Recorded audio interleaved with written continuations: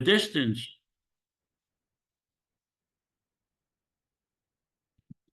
Today's date is February 2nd, 2025. We are having an Israeli-Palestinian Confederation simulation.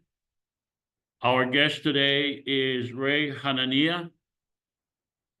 We are proposing a federal government for the people of Israel and Palestine that would be elected independently of the Israeli and the Palestinian governments. Those governments have failed the people of Israel and Palestine for 74 years. They have failed to give peace to the people of Israel and Palestine, and they are not legitimate governments in Israel-Palestine because they are not elected by the people of Israel and Palestine. We are proposing a federal government for the entire area of Israel-Palestine that would include Gaza, the West Bank, Jerusalem, and Israel, that would be elected by the people of Israel and Palestine, independent of the Israeli or the Palestinian government. We are not proposing the dismantlement of the Israeli or the Palestinian government. We are proposing a federal government that will exist simultaneously, side by side with the existing Palestinian and Israeli government, or those governments, Israeli and Palestinian governments, that will be in the future. So that it's clear, the federal government does not require the existence of the Israeli or the Palestinian government. So if those governments disappear in the future, the area of Israel-Palestine will have a federal democratic government for the entire population that would include Gaza, the West Bank, and Israel. My name is Joseph Avasar, and you can reach me at josephavassar@gmail.com. Our website has the Constitution. The website is ipconfederation.org. And if you click on that website, you could read the Constitution in Arabic, right here, Arabic, Hebrew, and English. If you go to the Constitution in English, you will be able to see the preamble. You'll see that we are proposing a federal government with 3 branches: a legislative branch that would include 300 parliament members, Palestinians and Israelis on equal basis, a executive branch with a president and vice president, 1 Palestinian and 1 Israeli rotating after 2 years, and a judicial branch that would include the Supreme Court and other branches of courts with Palestinians and Israelis together as equal. Like I said, our guest today is Ray Hanania, and I found an article, actually, that he wrote in 2011, and I'd like to show you. I think he's the first guest that we have that was also a participant. I'm sorry, he's the first speaker who was also participated in a previous simulation, and on his own accord wrote an article about his experience. And the heading is "Peace is Possible in a Palestine-Israeli Confederation." He wrote that on June 30th, 2021. I found the most interesting part of his, you can email me, I'll send you a copy of this article, but the interesting part is what he wrote. I watched this week. This is in 2021. I watched this week as 75 members of the IPC achieved more in a 90-minute video conference than all the failed Israeli-Palestinian peace negotiations since Anwar Sadat's 1979 surrender, a total of 42 years of tragic turmoil and heightened frustration. The IPC has summarized the entire conflict into one primary goal: to focus on the principle of equal rights. From the Israelis and the Palestinians can disagree on this issue without violence and work together on foundation of true democracy, that the majority, not extremist violent fantasies, rules. This is amazing. He just participated. I was not even aware that he was participating, and he wrote an article about it in June of 2021. So I thought that you would like to know. So this is our guest today, Ray Hanania. Ray Hanania is an award-winning journalist and one of the first Palestinian American to work in the daily newspaper business in a major city, covering Chicago City Hall from 1976 through 1992, including with the Chicago Sun-Times newspaper for 8 years. He hosted a radio show on WLS-AM in Chicago and has covered Chicago national and international politics ever since.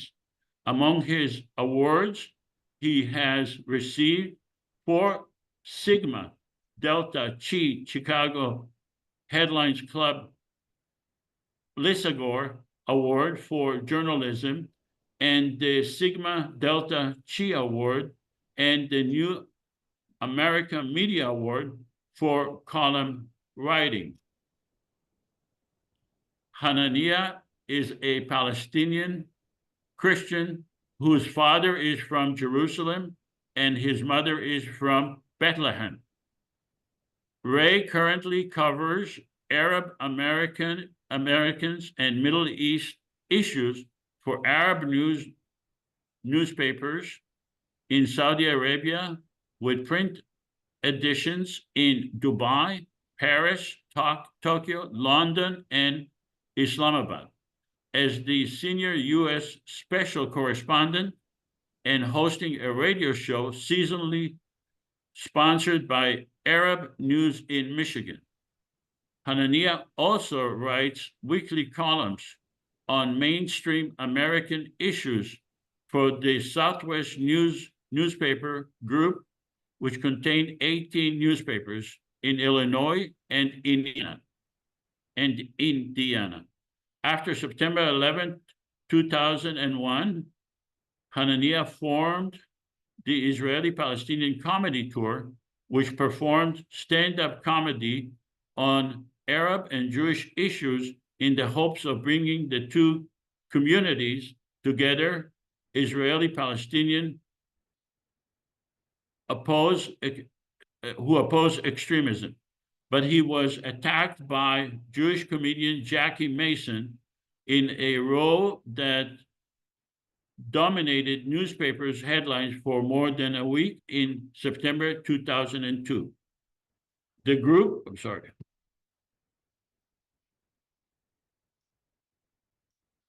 group performed for audiences in Israel and Palestine, and for Arab and Jewish audiences across America in synagogues, mosques, and churches from 2002 until 2011. That's 9 years. Hanania is a Christian Palestinian, and his wife, Alison Resnick, is Jewish. They have a son, Aaron, who is Jewish. Hanania also has a daughter from a prior marriage, Carolyn Haifa, who is Catholic.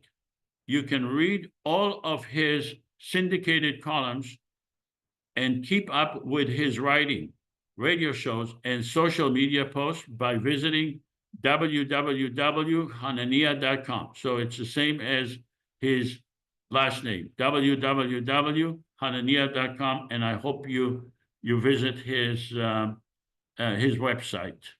Very interesting readings.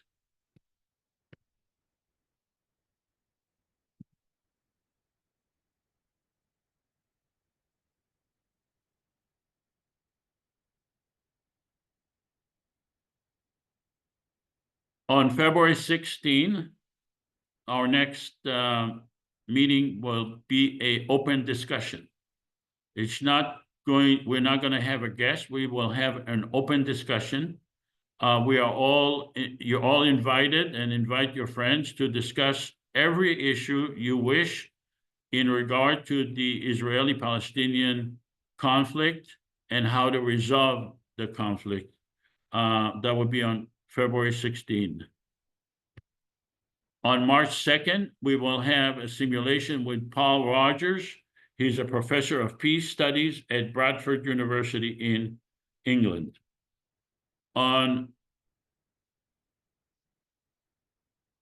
Sorry, I have things coming up on my screen that that blocks me. So on March 16, we will have simulation with Mati Shmueltov, an Arab Jewish poet, author, and journalist living in Berlin.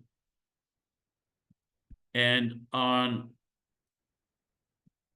March 30th, we will have a simulation with Raz Chen Morris, an associate professor in the history department of the Hebrew University in Jerusalem. I want to thank all of you. I think 95% of you donated to these two ads that we had on in the New York Times and the Washington Post. The ad in the Washington Post was in color, much bigger. But I want to thank all of you, and hopefully we will continue to advertise in other media. I want to thank all of you. I mean, the support that we are getting from you is tremendous, and I am truly appreciative. It's amazing. I think that if we can get support to publish an ad, we will also be able eventually to get the support to actually conduct the election and to let the people of Israel and Palestine know that there is a reasonable way to resolve the conflict and to make peace and to end all of these awful, awful wars that have been imposed upon them by governments that take them for granted for over 74 years. So again, thank you so much. This is wonderful. I thank each and every one of you for your support. Many of you were very, very generous, and I thank you so much. I want to ask you to join the IPC meetup group. Nasir will put the link to in the chat on how to join the IPC meetup group, and hopefully we will be able to have chapters of the IPC worldwide. We are demonstrating how a federal government could pass legislation that neither the Israeli nor the Palestinian will be able to oppose. If we obtain legitimacy through elections, then we can thread the needle. What does it mean, thread the needle? It means that we will be able to pass legislation that would benefit the people of Israel and Palestine, and that the Palestinian and the Israeli government will not be able to oppose. We are asking you to support us, to let us show you how this can be done. And we are asking you to ask questions. Questions are extremely important because they clarify the issues. Do not be embarrassed to ask any questions. Put the questions in the chat, and Nasir will convey them to us, and he will also translate your comments to a question. So if you say, well, this will never happen because the Israeli or the Palestinian governments will not agree to it, then he will translate that statement into a question. A lot of you saw this video. We always have new people, and we are distributing this Zoom, so people always have new people watching And I'd like to play this 2-minute video that in essence explains what the IPC is about.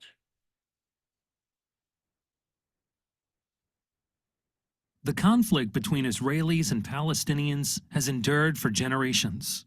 And instead of time healing the wounds, it's only caused the anger to fester and the violence to grow.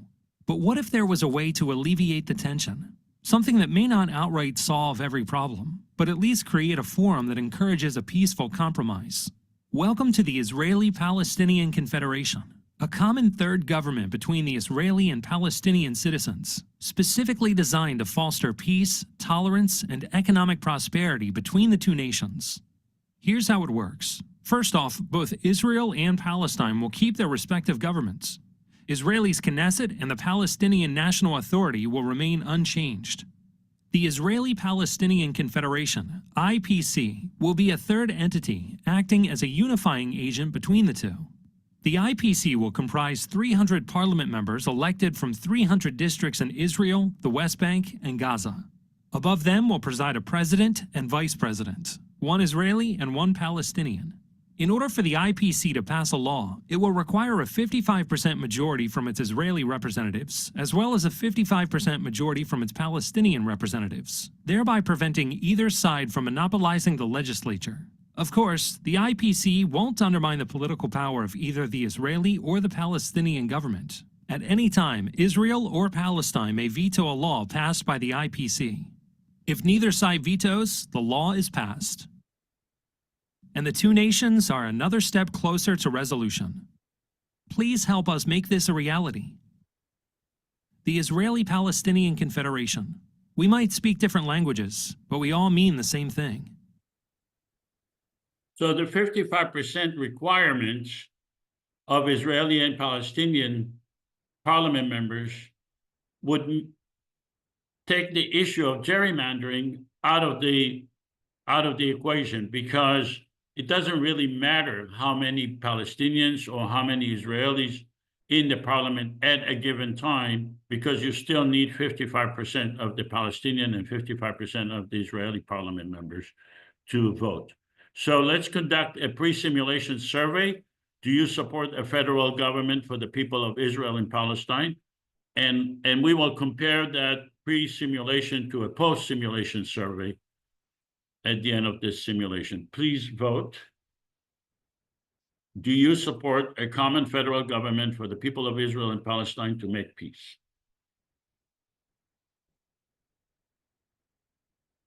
Now, I know that there's going to be a huge, overwhelming support for this, because our group has regular people, and they are aware of what it's about. So I'm going to give you another 5 seconds to vote. Do you support federal government? Now, if you do not support, please vote no. It's perfectly okay. We don't have to be all supportive of it, and we will have a discussion later on. Why are we not supporting? So publish the vote. 23 out of 23 who voted. I know we have more people on this simulation, so some are not able to vote because of their phone or computer or whatever. But at this time, we have 100% support based on the people who actually voted. Support for federal government. Now, this is not a simple matter. I mean, if we are supporting it, then why are we not creating it? You know, if we think that this federal government could make peace, then let's make it a reality, because we owe it to the people of Israel and Palestine if we think it's a good idea. Confederation and federal governments exist worldwide to address specific conflicts. Some governments refer to themselves as federal governments, while others use the term confederation. Definitions are not fixed and evolve with changing realities. In the context of Israel-Palestine, the IPC defines confederation and federation as a shared government for the people of Israel and Palestine, guided by democratic principles outlined in the IPC Constitution, which can be found at www.ipconfederation.org. So we think that for our purposes, confederation or federal is the same thing. This is the heart of the simulation. Remember, we are conducting a simulation. We are not, this is not a lecture. Ray was invited as a guest to speak at our simulation. And as part of the simulation, we need to have certain assumptions. So this is the heart of our simulation. The first thing is that you have to assume that we were able to obtain major funding for a year-long campaign to create a platform for the people of Israel and Palestine to run for parliament and president and to vote for parliament and president in 300 districts. You'll have to assume that the IPC, our organization, was able to invest substantial amount of money to advertise the benefits of a federal government to the people of Israel and Palestine and worldwide, not only in Israel, Palestine, but to get all the issues cleared regarding what this federal government is about and what benefit it could give the people of Israel and Palestine. You also have to assume that we have given 14 million people, with the exclusion of children, in the area of Gaza, the West Bank, and Israel, the right to vote. All of the people, with the exclusion of children. You'll have to assume that today we finished the election and 5 million people actually voted. That 3 million Palestinians voted and 2 million Israelis voted. You will have to assume that 1.5 million people voted for president and 1.3 million voted for vice president. The president, in this simulation, you'll have to assume that I was elected president so that it's clear I never intend to run. I'm not even qualified under the Constitution. But it makes it easier for me to conduct the simulation if I am the president. Remember, this is a simulation. So you'll have to assume that I was elected, me, Joseph, was elected by 1.5 million people. You'll also have to assume that 300 parliament members were elected in 300 districts. Those districts, again, are in the area that include Gaza, the West Bank, Israel, and Jerusalem. Each district encompasses 47,000 people. So each parliament member represents 47,000 people in his or her district. Some of the districts may be Palestinian exclusively, maybe Israeli exclusively, but they may be mixed districts, meaning where Palestinians and Israelis living together. And there are many, many, many of those. So I am going to be asking you at this time, since you are audience, to become parliament members and to choose what area are you going to represent in Israel, Palestine, and what is your nationality. So please make your choice. Are you a Palestinian parliament member or Israeli parliament member? And you will be given the power to vote as Palestinian parliament member and Israeli parliament member representing your district. Remember, you are representing your district. You are not representing the people of Israel or the people of Palestine. As parliament member, you are representing your specific district. Each district will have a number, and your interest is the interest of your district, because when you ran for parliament, you promised to benefit your district. All right. So give it 5 more seconds to vote. We have 10, publish the vote, please. 10 out of 17 are Palestinian parliament members, and we have 7 out of 17 who are Israeli parliament members. So I'm asking you to remain intellectually honest in this simulation. You need to decide what area in Israel-Palestine you represent. Is your area strictly Israeli? Is it mixed? Or is it strictly Palestinian? Now, I asked Jeff Warner to act as Prime Minister of Israel. Jeff, are you here?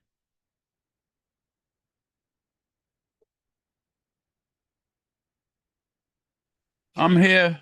Yeah, hi, Jeff. Yeah.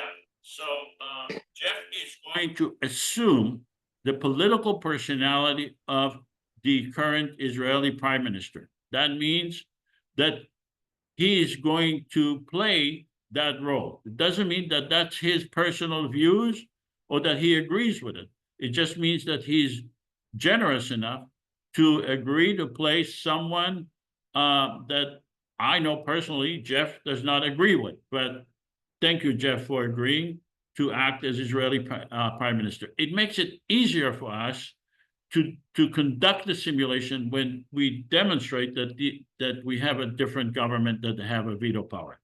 I need someone to act as Palestinian president. Do I have a volunteer to act as Palestinian president? I need a volunteer. Nasir, are you willing to be the Palestinian president? Yes, I can do it, but just know my time restriction today, Joseph. But I think that Yeah, should be more than enough. Yes. Yeah, so Okay. Okay. So that it's clear, Jeff and Nasir representing a different government. They are not part of our government. They do not have the right to vote. They only have the right to veto our legislation if we give them a veto power. And that's where we are getting into very soon. Who gets the veto power and why? All right. So now that we have a parliament and we have a president and vice president and election, I'd like to go to Ray and ask you, well, before I get to Ray, let me ask the audience, do you have any questions regarding the assumptions that were presented to you? Questions? Okay, hearing no questions or seeing no hands being raised, let me go to Ray. Ray, do you have any comments or questions regarding these assumptions? No, I think I've always loved the idea of a simulation and bringing two sides together. I just think that you need to embed in an organization like this a roadmap. I hate to use that term, but I can't think of a better one in terms of how you move forward from simulation to reality. Do you think that if we are able to obtain the first point of the assumption, major funding, if we are able to obtain the major funding, which really answer your question about the roadmap, in my opinion, it's somewhere around $100 million. If we are able to obtain that, could we reach all the other, could we make the points in the assumptions a reality? Well, I think part of the problem is you have the cart before the horse. You can't raise the money unless you have some participation, massive support, and engagement from people. So I think the priority is building the organization. I love the idea of the districts, 300 districts with 47,000 people in each district. You know, as we've talked about before, you need to make those districts a reality. I don't think you can do 300 right away, but if you did 50, that would be significant. And that would be a magnet to draw funding. You have to demonstrate money just doesn't come. I mean, there are groups that throw money at dreams and great ideas, but the successful ones are the ones that actually have a foundation of growth.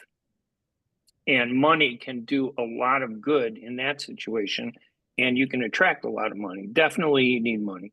But you also need good communications. Well, that's where you come in, hopefully to help us. All right. Well, I mean, listen, my idea of communications is a lot different from the ideas that Arabs and Israelis have about communications. My idea of communication is speaking in a concise, deliberate manner and defining clear points with less words and short messages, and then responding to the audience as they explore those issues and want to understand more.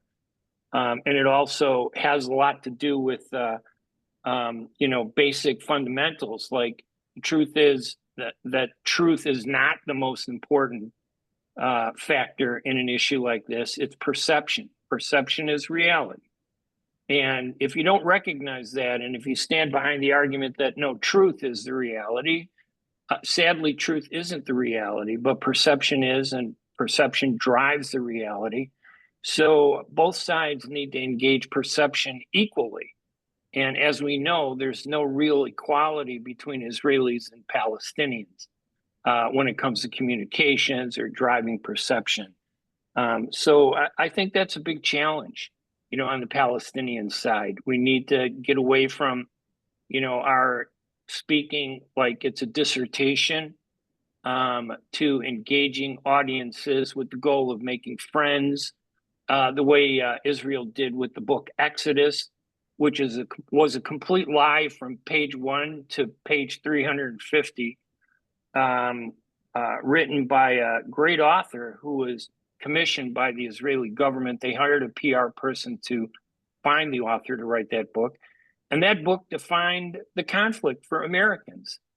Unfortunately, the Palestinians looked at the book and the subsequent movie, which starred Paul Newman, and we reacted with anger at the lies rather than reacting with, hey, where's our book, Exodus? Where's our fiction perception is reality presentation? We threw truth in response, and truth was brushed aside. So, truth is subjective, sadly, but perception, when it's embraced by a majority, can become the reality. And I think that's so important to do that. So what would be the perception for us, because we are not Palestinian only or Israeli only, we are for the whole area? Well, the perception comes from the activism. So you have to have a plan of action, like it's 3 steps, and it's 3 steps for everything. This isn't just for Palestinians and Israelis, but this is for every organization. Step 1 is education and informing, what you've been doing since I wrote that column a number of years ago. I was always impressed with the idea. Many of the people, by the way, on this simulation are people I've known, like the Trubmans and others, just great people, who have genuine desire to bring people together. So step 1 is education. Step 2 is engagement and involvement. The simulation needs to take a form outside of just, a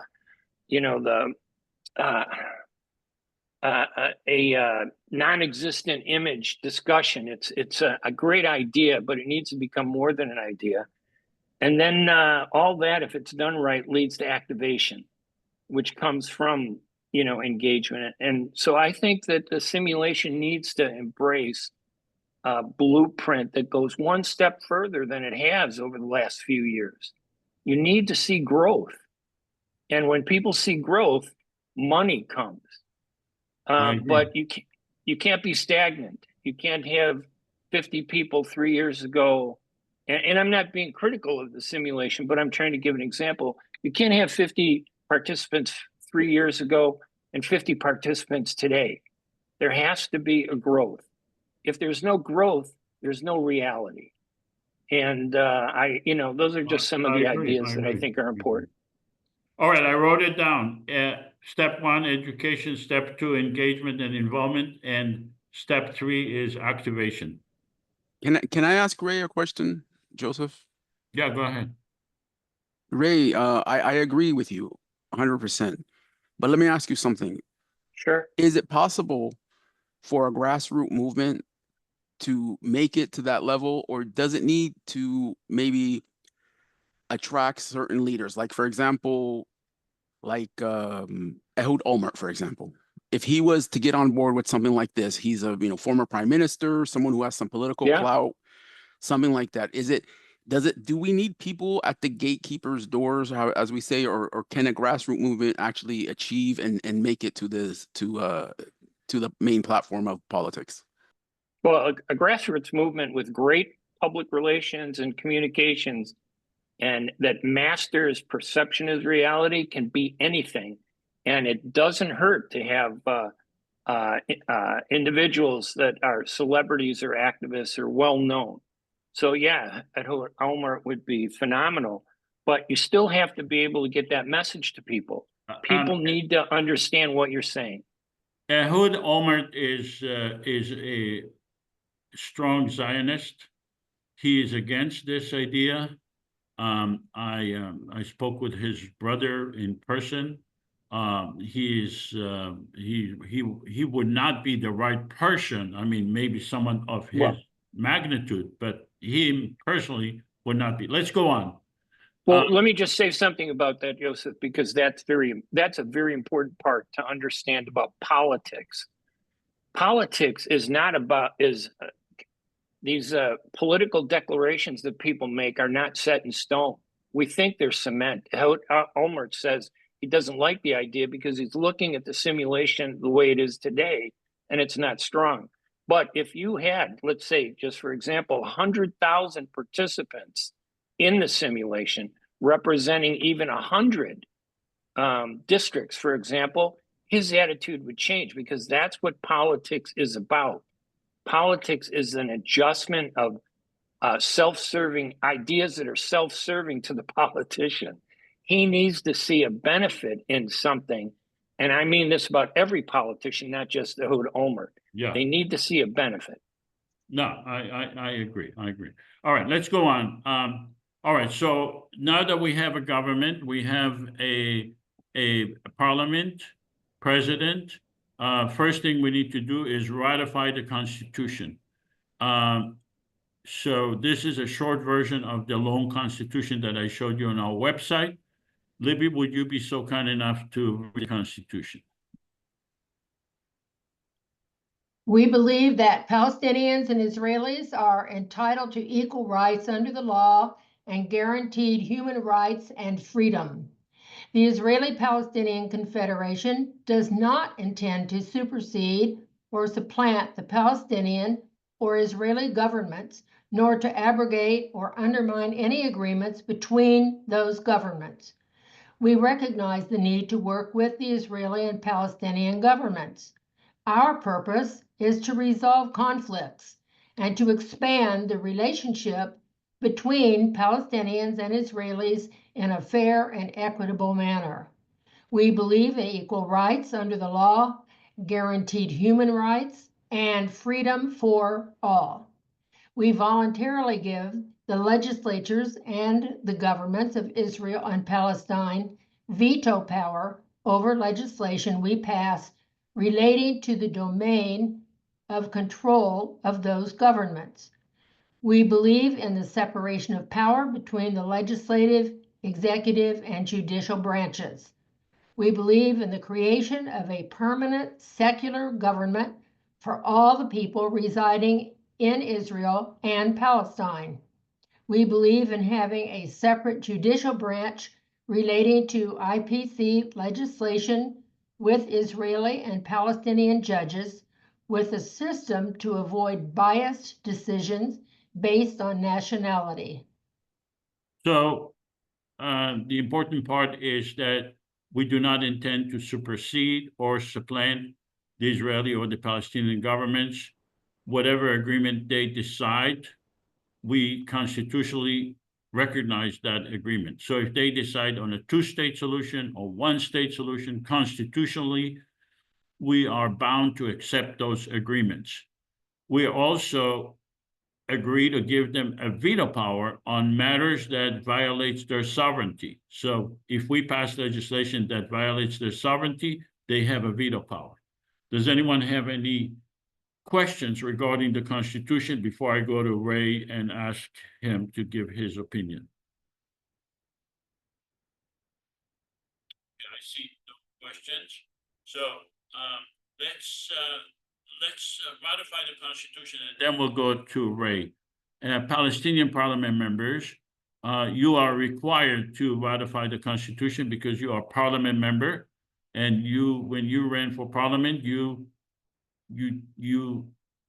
accepted the Constitution. So now you need to ratify.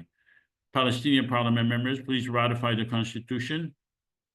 Should you not ratify it, then you will be expelled from the Parliament. Then the person next receive the next number of votes after you in your district will be a Parliament member. All right, please publish the votes, their ratification. 100% of the Palestinian Parliament members ratified the Constitution. Let's go to the Israeli Parliament members. Please vote. So the Constitution is the basis of our relationship. We agreed to pass legislation based on the Constitution. We agreed not to violate the Constitution. This is our transparency. We agreed to have rules for everyone to act based on the Constitution. Israeli Parliament members, please vote on this Constitution. I know we have more than what I see voting. Please, we need everyone to vote. If you do not agree, you can vote no. I understand you will be expelled, but you know, we need to have transparency. So, okay, we're not gonna wait. Publish the votes. Please publish the votes of the Constitution. 6 out of 6 voted yes. So I know there is a 7 Parliament member. He or she did not vote. Because you did not vote on this matter of the Constitution, you are expelled from the Parliament because you need to ratify the Constitution. You cannot be a Parliament member unless you accept the Constitution, and therefore you are not allowed to vote on any of the legislation that we are going to pass. Ray, what are your comments regarding this Constitution and the ratification? Yeah, I think most of them, I think the Constitution is a good platform. I think most of them are very general principles. We believe in equal rights under the law. I don't know how anybody could oppose that. I think most of these are, acceptable as a foundation, to move forward. And it's not disrespectful of one side to the other side. And these principles also allow room to evolve other issues and discussions. It doesn't shut the door on ideas.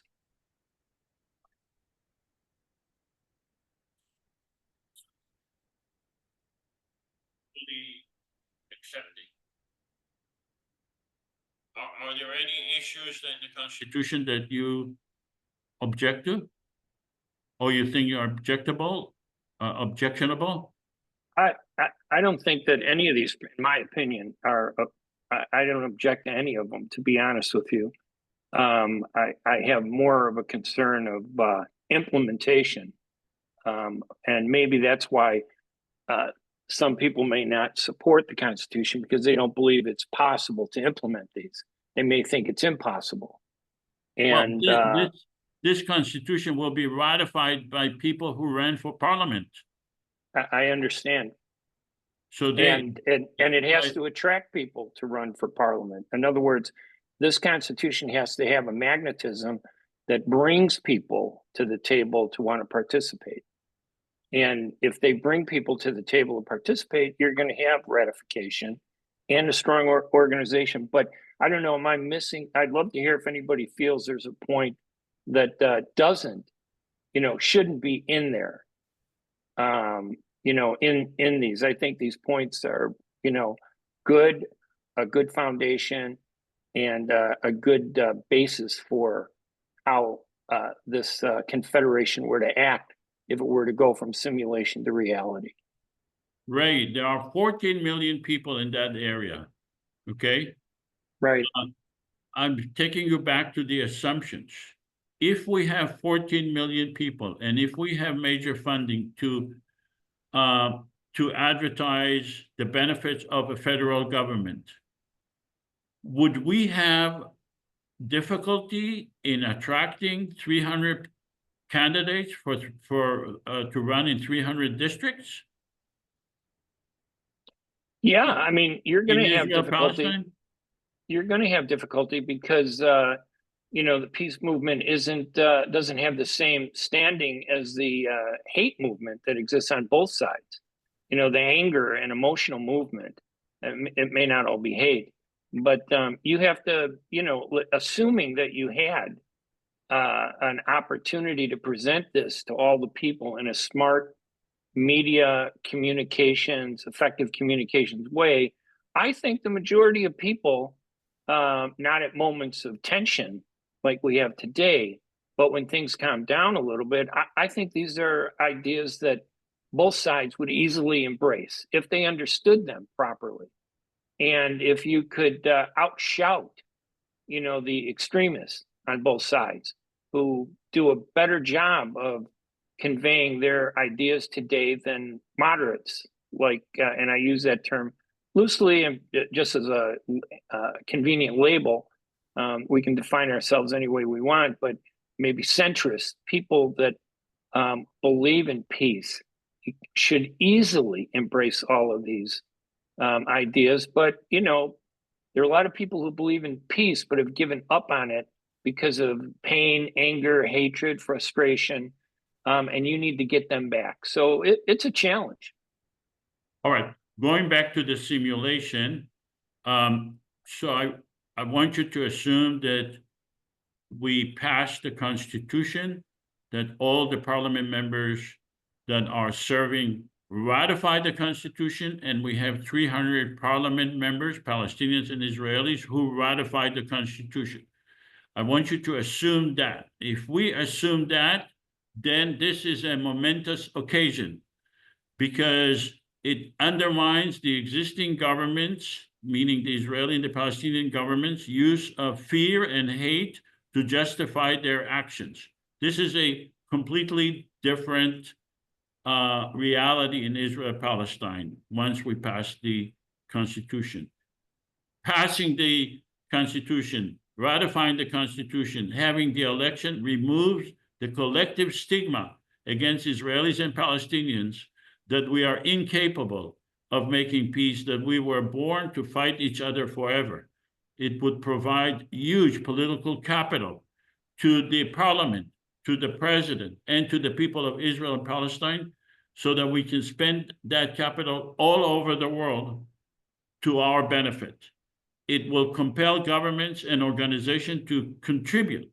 They will have no choice but to contribute in our support, and will give Israelis and Palestinians new self-image and proves that Israelis and Palestinians are not a monolithic society. In other words, because some Palestinians and some Israelis voted in favor of a parliament, in favor of a constitution, that proves that we are not all Israelis and all Palestinians are a monolithic society. All right. So now that we have a parliament, let's vote on the first issue, and that's granting a veto power to the separate governments. Remember, those governments exist. We have them here in the simulation. Libby, would you be so kind enough to read the veto power legislation? The Confederation is the government of the entire population of Israel and Palestine from the river to the sea. We recognize the Palestinian and Israeli governments and are seeking their cooperation to implement our vision for peace by giving them a veto. We will do our utmost to satisfy the essential needs of each government. We are pleading with the Palestinian and Israeli public to understand that while we would like to pass the best legislation possible to improve their lives, under these constraints, a perfect legislation is not possible. We hereby bestow a veto power relating to legislation affecting sovereignty to the following: the government of Israel on issues in which it is indispensable, the Palestinian government on issues in which it is indispensable. In the event of changes in the entirety of the Israeli or Palestinian governments, this legislation may be amended or repealed, subject to the IPC Constitution. The Parliament will decide on indispensability. Vetoes may be bestowed individually or collectively. So we give those governments, the Israeli and the Palestinian governments, a veto power only if the legislation makes them indispensable. If they are dispensable, they do not get a veto power, and they don't get it both at the same time as just to equalize the veto power. We will give them a veto power as necessary regarding issues that make them indispensable. So what does indispensable mean? A broad example, when we talk about the use of land or creating a police force or removal of the wall, those issues, either the Israeli or the Palestinian or both governments are indispensable. But if we pass legislation regarding our budget or ratifying the Constitution or appointing a IPC ministers, they are dispensable. We are a legitimate government. We do not give them a veto power regarding those issues. We give them a veto powers because a veto power provides a safety net to both sides. In other words, to the population of both sides and to their governments. It increases the likelihood that both Israelis and Palestinians will participate as voters and as candidates and as parliament members. It decreases the Israeli and Palestinian government's opposition because they would not be able to claim that we try to undermine their existence, that we are trying to remove them. We actually give them a veto power. It removes any claims that we are a subversive organization that has subversive intentions, and that it will give legal protection to our candidates and to those parliament members that are elected. It will compel the IPC to thread the needle, meaning to pass legislation that will be acceptable to both sides and to be the least objectionable legislation, and creates a platform for negotiation with a deadline. Before I go to Ray, does anyone have any questions regarding the veto power?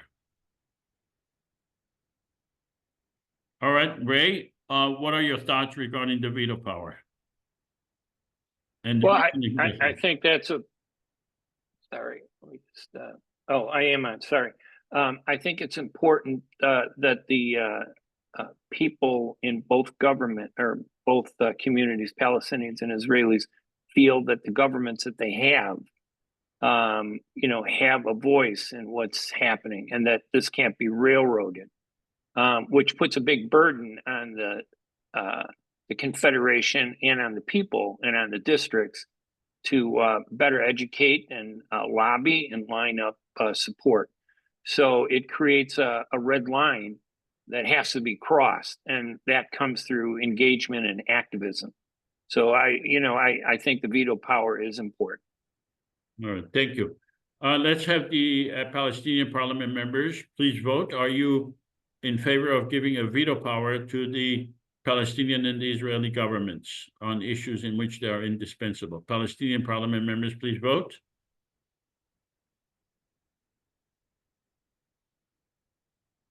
Okay. 5 more seconds to vote. Publish the vote. 9 out of 9, I know we have more, but it's more than 55% voted in favor of the veto power. Let's go to the Israeli parliament members. Please vote. And by the way, the Israeli parliament member who did not ratify the Constitution is not allowed to vote. You are no longer a parliament member because you did not ratify the Constitution. Israeli parliament members, please vote. We need 55% of the Israeli parliament members.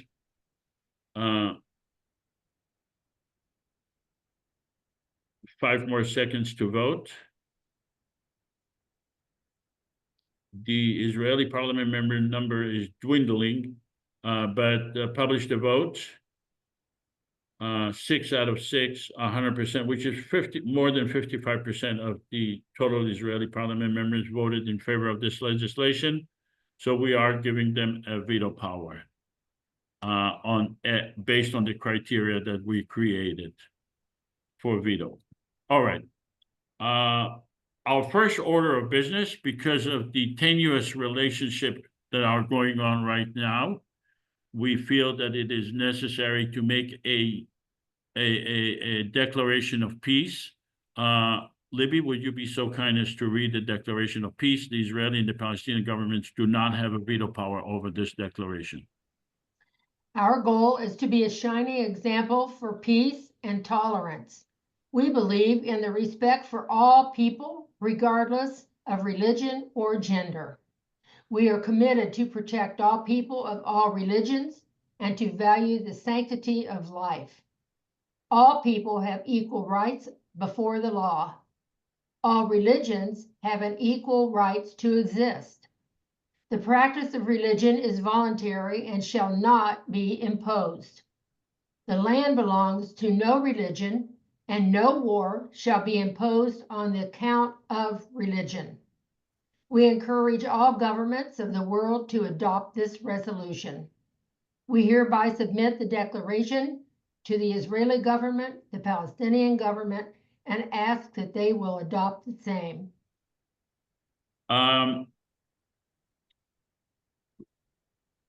Palestinian parliament members, please vote on this declaration of peace.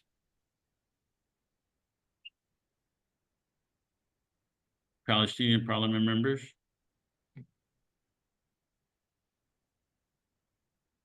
Okay, publish the vote.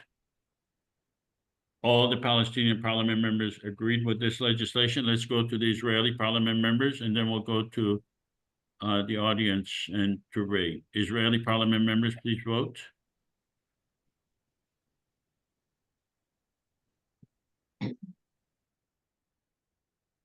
Publish the vote. Also, we have 100% of the Israeli who voted in favor of this legislation. Do we have any questions from the audience regarding this declaration of peace? Ray, what are your comments regarding this declaration? Well, a resolution is a vague, non-mandatory expression of thought and belief. So I may have a little quibble with the one line that says the land belongs to no religion and no war shall be imposed on the account of religion. The first part, a land belongs to no religion, the land belongs to no religion.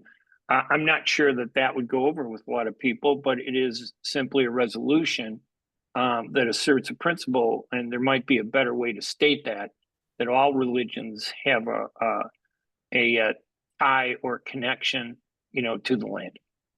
Well, we have an amended declaration because that issue was discussed before. There you go.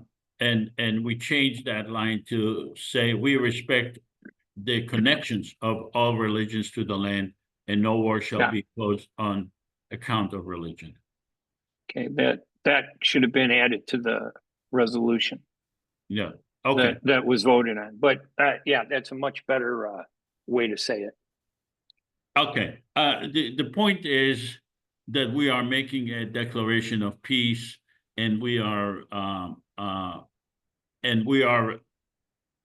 declaring on behalf of our government that is represented by the people of Israel and Palestine as a whole. Now let's go to the Israeli. Well, Joseph, could I add something? Sure. What you just said is a good example of how things need to be presented. You presented the declaration of the resolution, and then you felt you had to summarize it, saying the point is. I'm not sure if everybody understood the resolution the way you described it as the point is. So when you defined, when you had said the point is, you know, what you said, those things need to be easily incorporated, maybe even in a preamble on the resolution before you break down the points, so people understand what the context of the points of the resolution actually lead to. I see. Okay. Now, since the Israeli and the Palestinian parliament governments do not have a veto power, this is our own unilateral declaration. But nevertheless, let's go to the Prime Minister of Israel. Mr. Prime Minister, are you in agreement with this declaration of peace?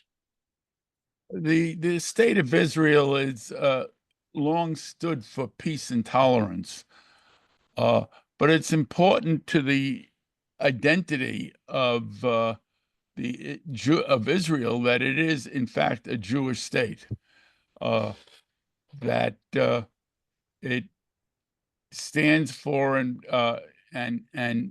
holds Jews, people of the Jewish religion, and protects them worldwide.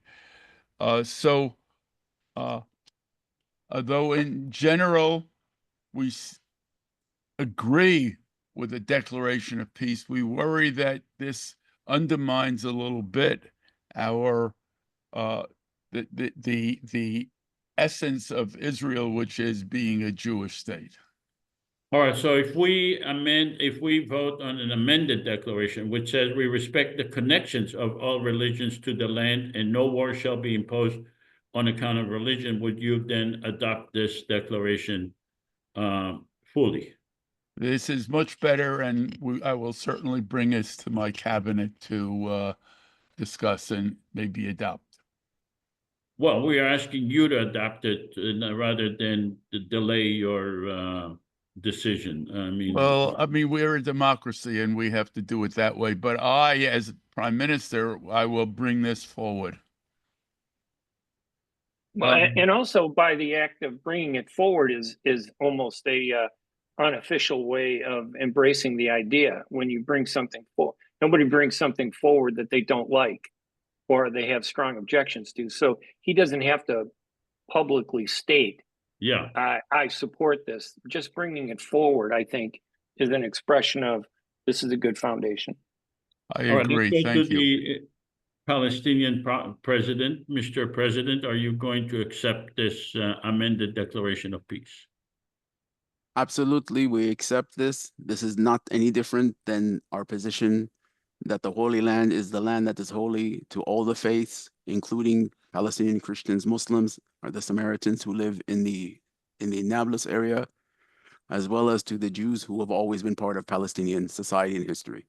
All right, so just to make it official, let's have the Palestinian parliament members please vote on the amended declaration of peace. Palestinian parliament members.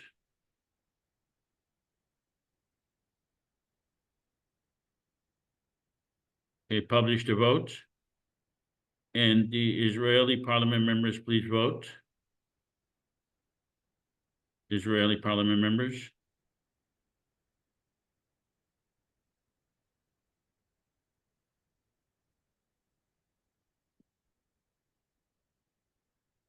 Okay, publish the vote. All right, so we have a even stronger acceptance of this amended declaration. So this amended declaration is going to help us with the entire world community and all religions around the world. And it helps us substantially in bringing peace in the area of Israel-Palestine. All right, let's go to the next legislation, and that is temporary IPC exclusive jurisdiction over the Gaza Strip. Libby, would you be so kind as to read it? And here is the Israeli and the Palestinian governments have a veto power. The IPC is the sole legitimately elected government in the Gaza Strip. The Israeli government was never elected by the people in Gaza. The Palestinian government was not elected by the people in Gaza. The IPC will continue to serve as the federal government for the entire region of Israel and Palestine, retaining exclusive authority in Gaza until a legitimate Palestinian government is elected in Gaza. All legislative, executive, and judicial decisions concerning the Gaza Strip will be made by the entire IPC government in line with the IPC Constitution. The government of Israel and Palestine are given a veto power. All right, so this is a very important legislation, really important currently, because we don't really know who has authority over Gaza, and we need to give the people of Gaza ability to rebuild Gaza. So does anyone have any question regarding this legislation?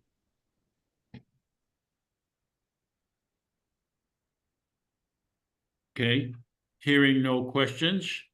By the way, Ray, we went through this legislation several times before. So, Ray, do you have any comments regarding this legislation?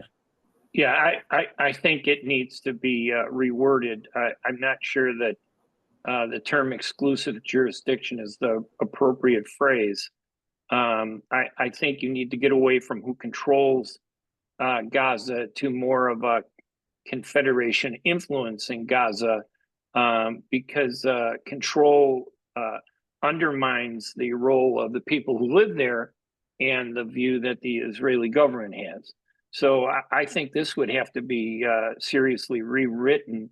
I understand what you're trying to say, but I think it could be misleading to the people that hear it, and they may misunderstand what your intent really is. No, we're not trying to say. We are the legitimate government in Gaza. We are the only government elected in Gaza. The Israeli government. Well, I mean, we mean exactly what it says here. I understand. That's on the premise that the people in Gaza participated in the election of the Confederation. That's right. What you're saying, right? We are assuming if the that people of this, Gaza, right? Right. We are assuming that in this simulation. I still have a hard time embracing this, but that's okay. That's just my idea, my opinion. Okay, you had your chance when we spoke about the assumptions. We are acting under the assumptions that the people of Gaza, Israel, the West Bank have voted. Okay, so whether you have a hard time or not, this is the simulation we are acting under. Yeah, I would have voted against this. Voted against But what? This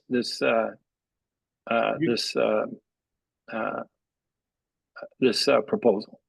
You would have voted as whom? No, I'm just saying that if I were in Gaza, I would have voted against this. I'm not so sure. You saying that if you were a parliament member in Gaza? Yes, I'm saying that I don't think it's realistic to assume, even in a simulation, that this is even possible, that you would get the support of Gaza. I think we have to be the people of Gaza. I think we really have to be realistic about this. So it's on that basis that I think, no, I don't think this would work. Okay, so you're going back to the assumptions. And the assumptions you're saying are not realistic in Gaza. Is that what you're saying? I'm saying that putting us in complete control of Gaza is not realistic, in my opinion. I mean, let's do one thing at a time.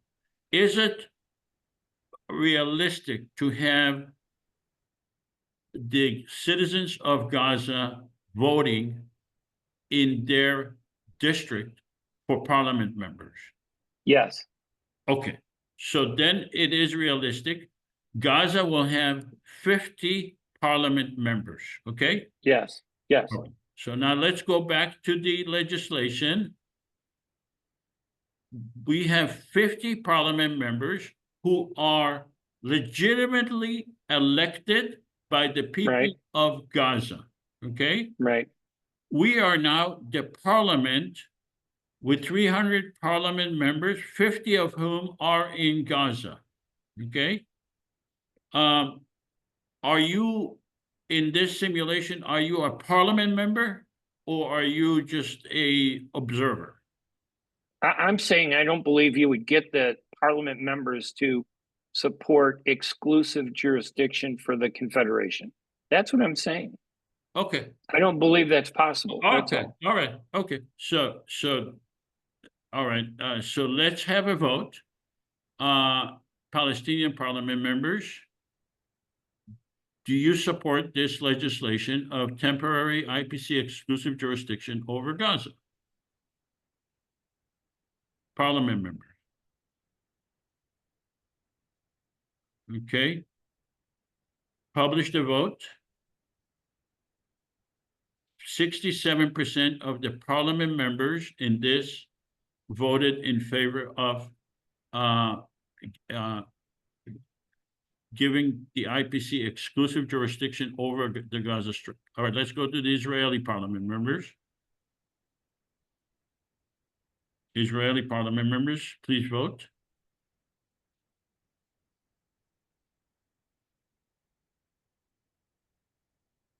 Israeli parliament members, one more 5 seconds to vote.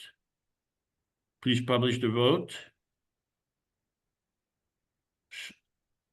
100% of the Israeli parliament members voted in favor of this legislation. Now, the government of Israel and Palestine are given a veto power over this legislation. It passed the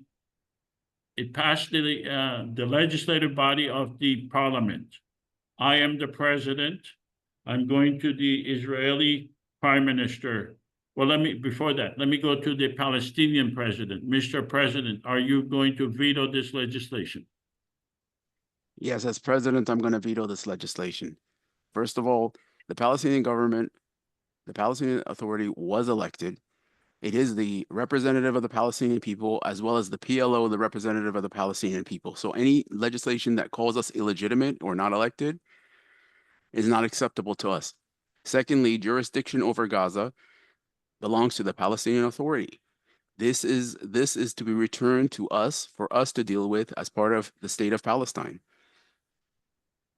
Do you realize that the people that were elected, you were elected in 16 years ago, okay? And you stated that your election is for 4 years. You are 12 years past your legitimacy. And we have a parliament member that were just elected by the people in Gaza. Are you claiming legitimacy in Gaza despite the fact that you were not elected, that you were elected 16 years ago? Yes, because when the Palestinian Authority was formed, it was a temporary transitional government that was supposed to be replaced by a Palestinian state. If we had the situation where we had freedom of movement, freedom to conduct ourselves, we will have another election. We will vote in new leadership, but we cannot have a Palestinian government that's free while this occupation has continued. And this has been the problem. And the problem is not that we didn't have an election to vote new leadership. The problem is we're still living in a continuing occupation that hasn't ended. And I think that the simulation recognizes the Palestinian government, regardless of whether it's 4 years old or 20 years old.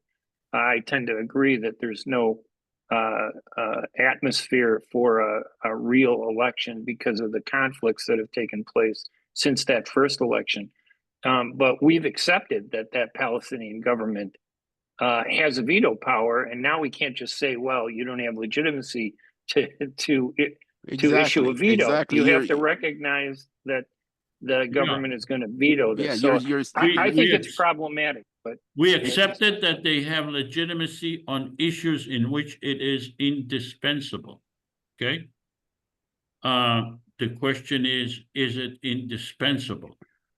okay, And but this is a threat. Let me tell you why this is a problem as well. but There has been let's go to several. the Israeli Prime Minister, Yeah. and then we'll see maybe things will change. These Israeli are Prime Minister, because these are efforts to separate Gaza from the rest of Palestine. We're not going to this. The idea is to bring Gaza back to us, not to separate us. actually, it's the opposite. We are saying you will have a jurisdiction when you have legitimate election. But let's go to Israeli Prime Minister. Mr. Prime Minister, are you going to veto this legislation to give us exclusive jurisdiction over the Gaza Strip? To make a judgment about this, the state of Palestine has to try to project itself to some place in the future that you did get 4 million people or 5 million people voting, and that the IPC does exist. And given that, we focus on point 4. We got 5 million, Mr. Prime Minister. Yeah, I say it's easy to say that, but to try to evaluate this is part of the simulation that we Yeah. got 5 million. Okay. Yeah. So you Okay, got we to wanna get over focus that on- and accept it.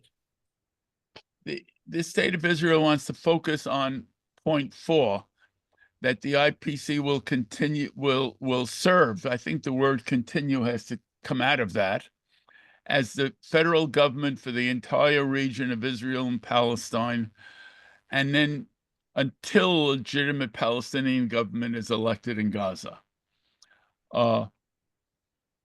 So the words retaining exclusive authority in Gaza should also come out. That sentence should be simplified, but it's important that this is an interim until the Gazans actually get their own government.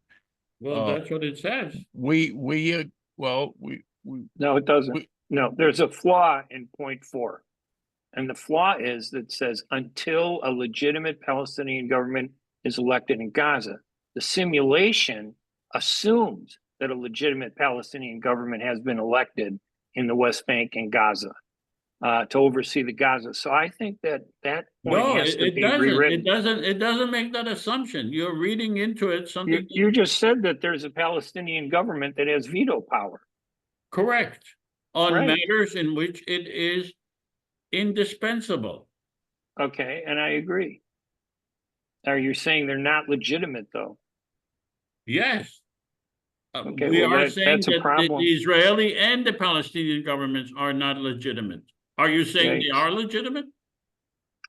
I'm saying that I would like to see them better legitimate and better democracies, but being a simulation, we assume that legitimate governments are elected by an educated population on both sides. We can't just assume when it's convenient for us and not assume when it's not convenient for us. We are no. Let's make it very clear. We are in the Constitution. We say that we recognize the Israeli and the Palestinian government. We do not recognize their legitimacy. We recognize them, but not as we didn't say anything about their legitimacy. But didn't you give the Palestinian government the authority to veto that? And they vetoed it. No, they have no right to veto the Constitution. The Constitution No, is... not the Constitution. The proposal that we were just discussing about Gaza. We are... well, that's the thing. That's the thing. He vetoed it. You're absolutely right. I asked them, but my next step would be if the Palestinian president said, I don't veto it, then there is no reason to get into an argument with him. If Correct, but he says, vetoed it. okay, if he vetoes it, then we say you are dispensable. We don't need to give you a veto power. Therefore, Wow. I don't agree with that. Sorry. it doesn't matter if you agree with not. We are a separate, independent government. It's not, there are many things around the world that you don't agree with, but we passed a legislation. We are a parliament that passed legislation and decided when and where to give a veto power. And you're saying that no veto power is given over this? They don't really have a veto power because they do not have, but they are dispensable. Okay. I don't agree with that, and I think that's a major flaw. Okay. Well, you already stated that, and the parliament voted regardless of whether you agree with it or not. But you stated your disagreement, and the parliament, Palestinian and Israelis, voted for our exclusive jurisdiction. And by the way, it says the government of Israel and Palestine are given a veto power. Okay? Right. So, but it's only if they are. It doesn't say that. There's no caveat. Correct, but it doesn't say There's that no because we footnote have that says only legislation. if. I'm sorry?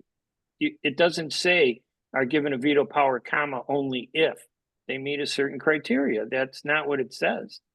So we can't Correct. just. You're absolutely. So if we change that, then that would be acceptable to you?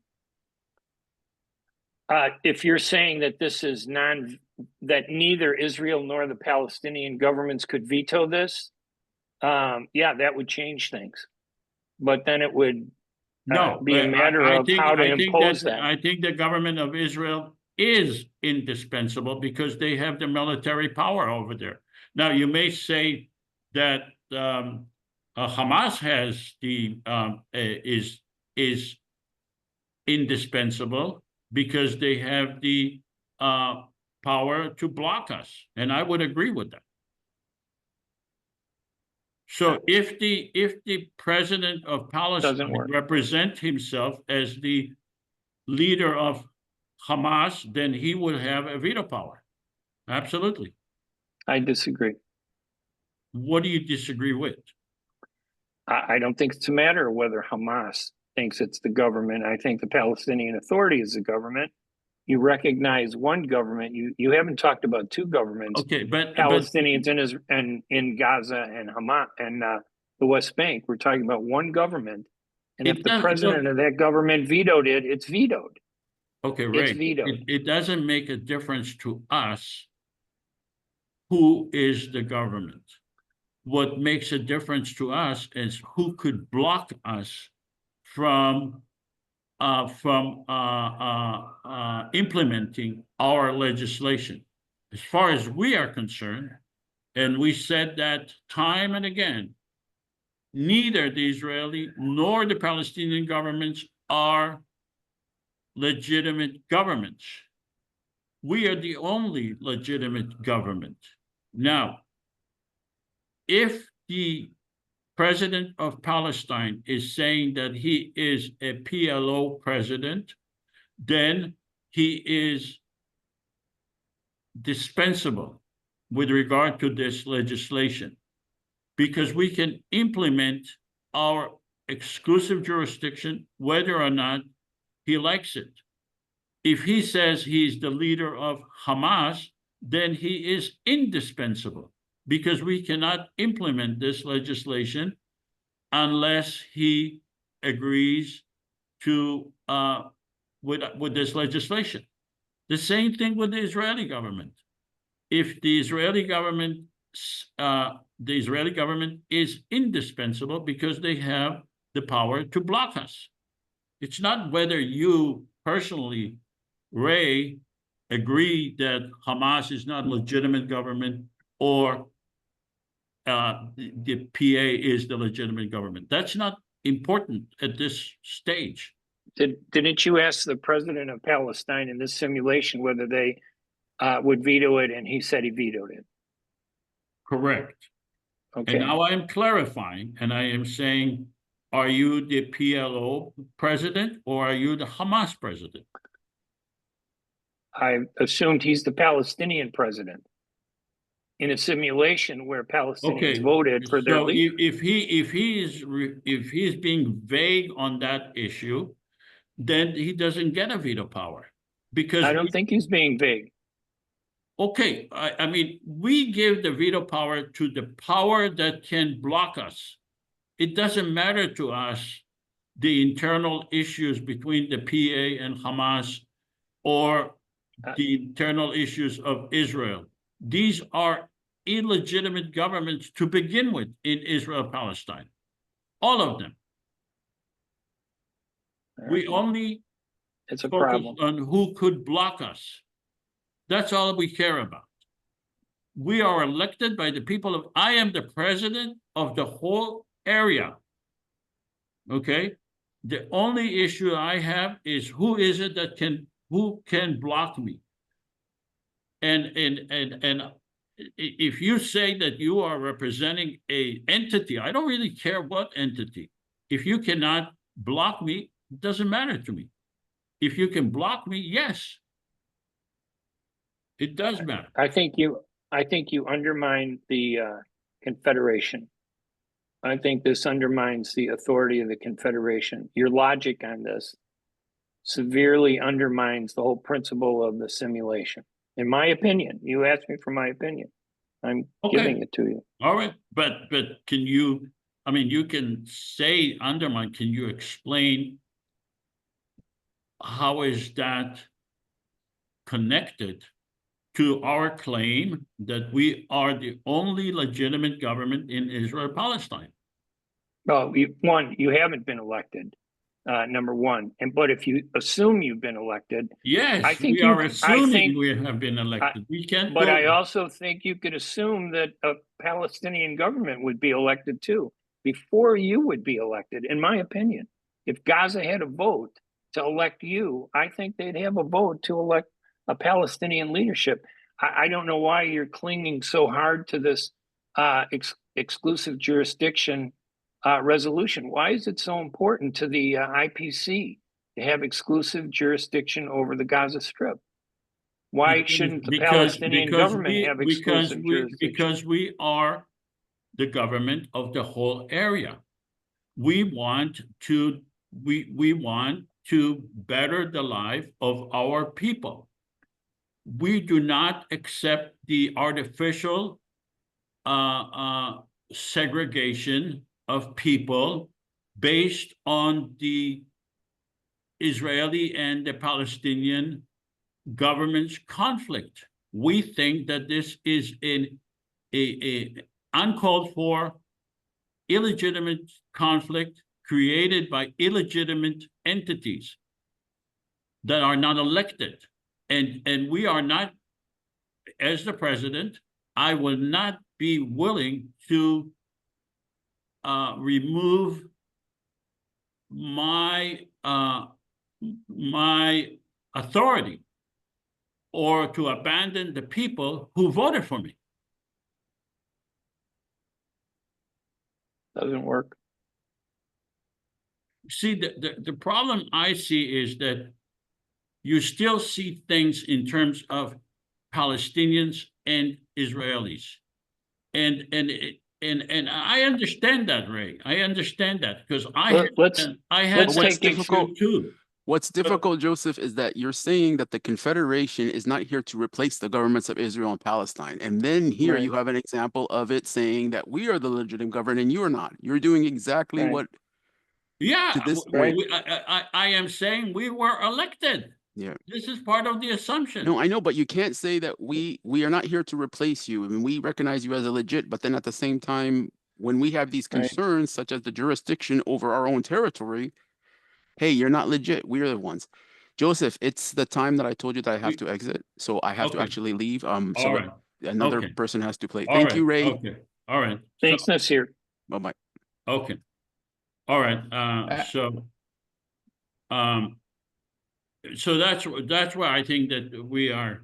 But since we took an hour and a half, I think that Ray, I think that you have the same issue that I had years ago, and which is I didn't which is I was not able, even though I supported the idea of a federal government, I was not able to remove my personal feelings as an Israeli from the idea of a common federal government.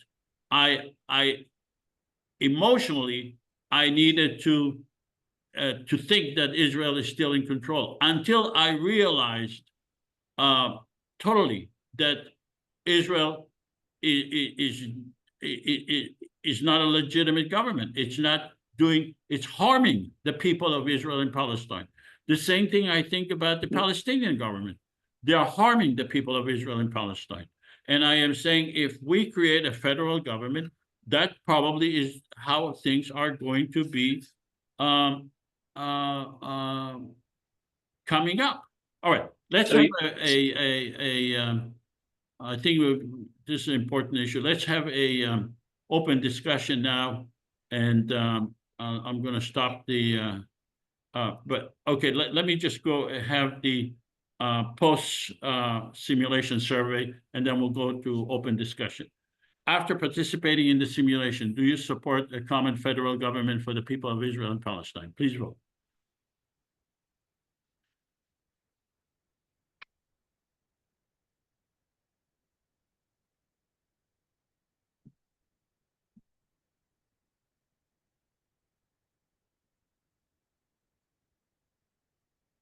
Okay, 5 more seconds to vote.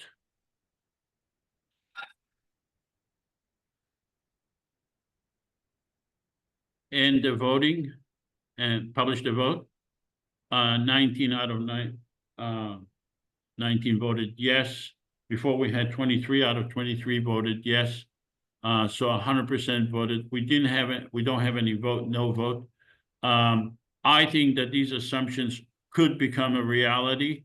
I think that the discussion with Ray is extremely important because it shows our underlying biases and difficulty of accepting the idea of a federal government as an honest, legitimate government for the whole area. It's very, very difficult.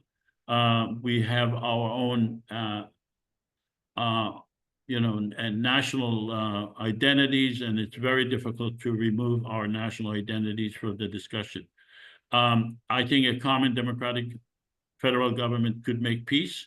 An online election is feasible, and that I just want to remind you that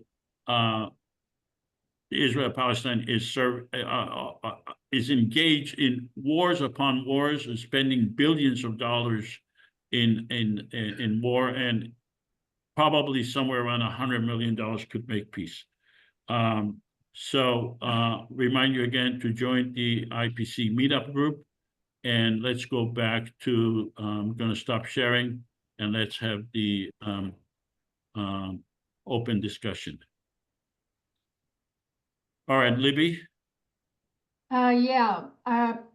Thank you, Ray, for being here, and it's nice to see you again. I'm sorry it's not a time of hearing one of your good jokes. Maybe someday we'll look back and revisit that wonderful time. I have a question based on something that you said kind of early on in this conversation, something that has meaning for me as well, participating in a Jewish-Palestinian dialogue for many years. And that is, I think you said something like if we had more people, more grassroots behind all of this, it could help. And other visitors who've come on this program before, on this assimilation, have also said similar things about the grassroots and the power. And I know it was our Secretary of State many years ago who said there are things governments can do, such as determining borders and boundaries, but there are things citizens free of government can do, and that's build relationships.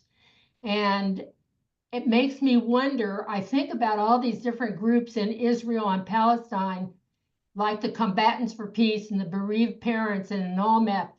There's a lot of people, a lot of grassroots people who understand the importance of living together, working together, sharing the land, which is so tiny and small, we have to figure it out. My question is, how do we get more people like that who feel what we're working towards to participate and add power and add the support for this kind of activity? I don't know exactly what to do or how to do it. Sometimes on this call, there are 75 or 100 people. Sometimes there's 30 or 40. But clearly we need lots and lots of people supporting this idea. And maybe these newly constructed chapters you're talking about around the country, around the world, might be helpful in building support for this. But I don't know exactly how would you propose we build the grassroots ranks so that we see the importance of living together and building a future that works for everybody in that very small area. Well, I think that, and of course, I'm very familiar with all the great stuff that you do, bringing people together. I think it's phenomenal. But there has to be growth. There has to be growth and engagement.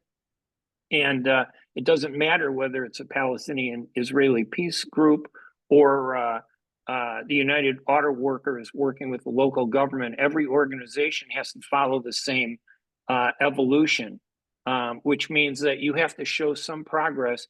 You have to communicate that progress to audiences that are not engaged with you to get them to want to participate. Human beings, if they see movement and if they understand it, and they don't see it as a threat, they tend to gravitate towards it. So, it's a matter of, doing more PR for what you do. I know people don't like PR, but the truth is, PR is the fundamental basis of why the United States does what it does in Israel and Palestine, which oftentimes has nothing to do with the right thing. So there has to be that selling. You have to sell the organization to people who are not involved. Well, I think that one of the difficulty in promoting this, and I see that, is the emotional rejection by both Palestinians and Israelis to the idea, because they invested so much and so many years with so many generations on fighting each other, and they have been subjected to so much propaganda by both sides that they buy the propaganda. They buy the idea that the land belonged to them and no other, even though it's really a vague notion of what does it mean.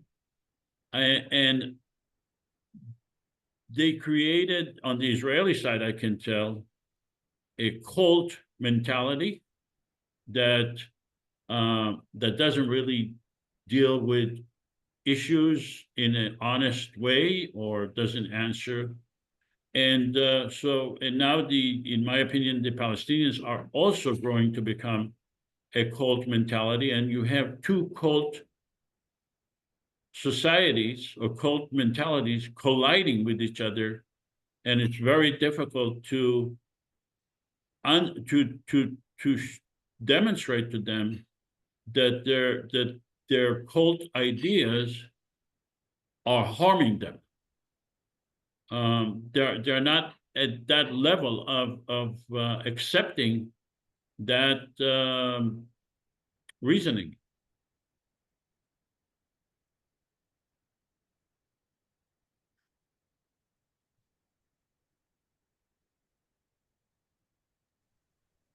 Yes, perception.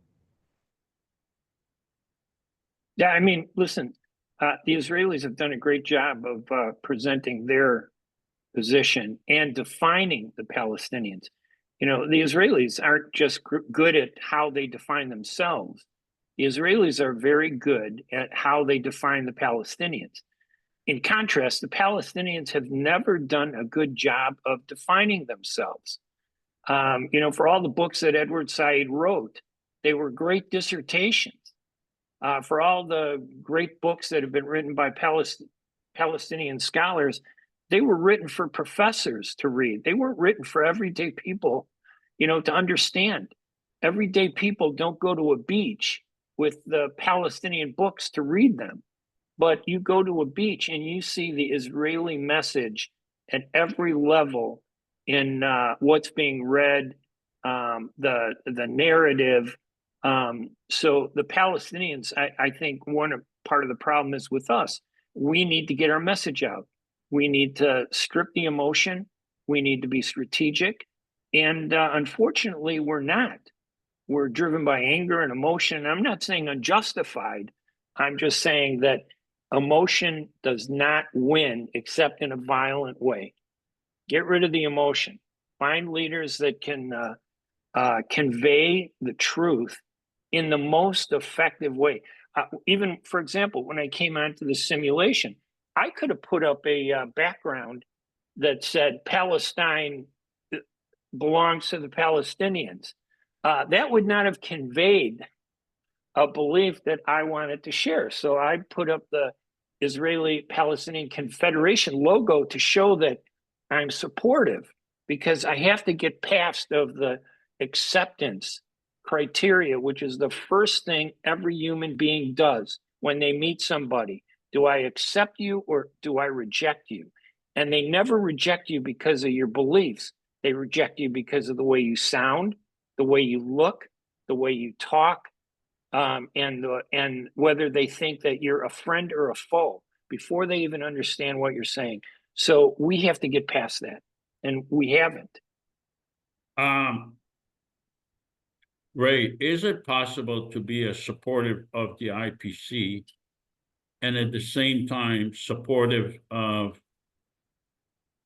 Zionism, or supportive of the Israeli government, or supportive of the Palestinian governments? Or to me, it's not possible. It's not possible to be supportive of the two. They are contradictory ideas. Yeah, at the moment they absolutely are. But you have to understand, when you look back at the history, Zionism has changed over the past 150 years. Zionism today is a different kind of Zionism. I may not have agreed with it back then, but Zionism, I wrote this on the chat. Someone asked something, and I said Zionism is malleable, meaning it adjusts to a reality. What it is now may not be what it can be in peace. If you bring peace, you have a different kind of Zionism, because you assume that peace changes the way people look at the conflict. They don't fear us. So we don't need confrontation. We don't need conflict. I mean, what was the obstacle during the peace process, during the Oslo Accord? Besides all its flaws, the real obstacle was the use of violence to stop it, to prevent it from happening.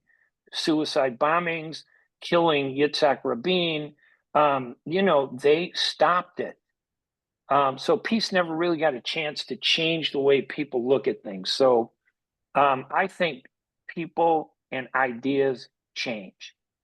And when conflict is replaced by recognition, mutual respect, a desire to want to overcome something, I think those movements change. And they lose weight. The most radical ones lose support and are replaced by more positive movements. That's what we have to initiate. That's the generator that we need to create, a peace generator. Ray, I think I disagree with you. I don't think Zionism changed at all. Zionism started, I'm talking about political Zionism since Theodor Herzl. Zionism started as the fear of Jews, of non-Jews, basically fear by Jews of non-Jews. And that fear was in Europe. And it was justified because of anti-Semitism. But now it became, it grew into fear by Jews of Muslims. You just said it changed. You said it grew into. I'm saying that we need to ungrow these things. Zionists were accepted in Palestine. My father lived in Palestine in the 1920s. He knew Zionists. He didn't agree with them, but they lived together. And they weren't viewed as a threat back then when they were talking about a homeland. But Zionism did change because of radicalization, from people like Yitzhak Shamir and Menachem Begin, these radicals that brought and changed and took over Zionism. So yes, is the principle that it was set up? Yeah, I'm just saying that everything changes. The Democratic Party in the US, the Republican Party, they change. Today's Democratic Party, in my opinion, is no different than the Republican Party. They just say things in a little different way, but they do worse. So things can change. Anything political will change. You can make it change. In your opinion, who is more likely to accept a federal government in Israel-Palestine? Would it be the Israelis or the Palestinians? Well, the Palestinians, because they are grasping for some leadership and some positive movement forward. The Israelis have what they want.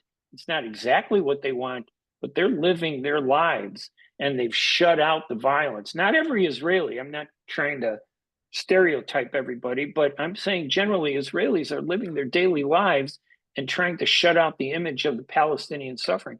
The Palestinians are living the suffering whether they're in Gaza, the West Bank, or in Chicago. They're living that suffering. So we need to change that dynamic. It's not easy, but it can be done. We see it happen all the time. Now, you seem to be more supportive of the PLO than Hamas. That's true. I don't support Hamas. I've never supported Hamas. And I think they've been destructive, but that's my personal opinion. I tend to agree with you, but the question is, do you see the Palestinians are being more supportive of Hamas than the PLO now? Yes, because of the emotion and the conflict, absolutely. But these are waves of change. Opinions, I mean, we need to really understand nothing is in cement. We think it is because our anger wants us to get vengeance. But the truth is that we can get past that violence because not every Israeli hates Palestinians. Not every Palestinian hates Israelis. Listen, I live the existence. My wife is Jewish. My son had a bar mitzvah in 2014. Half the audience was Jewish at our wedding. Half was Jewish, half was Palestinian, and the same with his bar mitzvah. There have been Palestinians that had never been to a bar mitzvah before, or a wedding, a Jewish wedding where a rabbi, did this. So what I'm saying is the things that we think are impossible, we can't just write them off and say they're not possible. They are possible. You can't give up on what's right. And you can't give up on the idea that we can do things. Well, we have a little disagreement about a resolution. That's different. We don't shoot each other because we're upset. Too often, that's what happens in the Middle East. They get upset, they kill each other. We have to get the people away from that mentality. And it's not just all of them. It only takes a few extremists to destroy what's taking place. Is the issue really about trust, or is it the issue about, because how would you explain the fact that there are Palestinian Israelis in the Israeli society, 2 million, that are part of the Israeli society, And within 2 kilometers away, there are Palestinians in the West Bank that are not part of the Israeli society. Yeah. And, how, Yeah, my relatives live in both the occupied West Bank and in Israel, in Nazareth. Now, when I talk to them in Nazareth and in many of the Israeli cities, they have a deeper resentment, but they don't go out there and fight against it. They try to live their lives. They've resolved that, and at that moment, they're part of Israel. They don't get up in the morning and say, we're going to change Israel. They get up in the morning and do what people do. They got to pay their bills. They got to put food on the table, and they got to get their kids educated.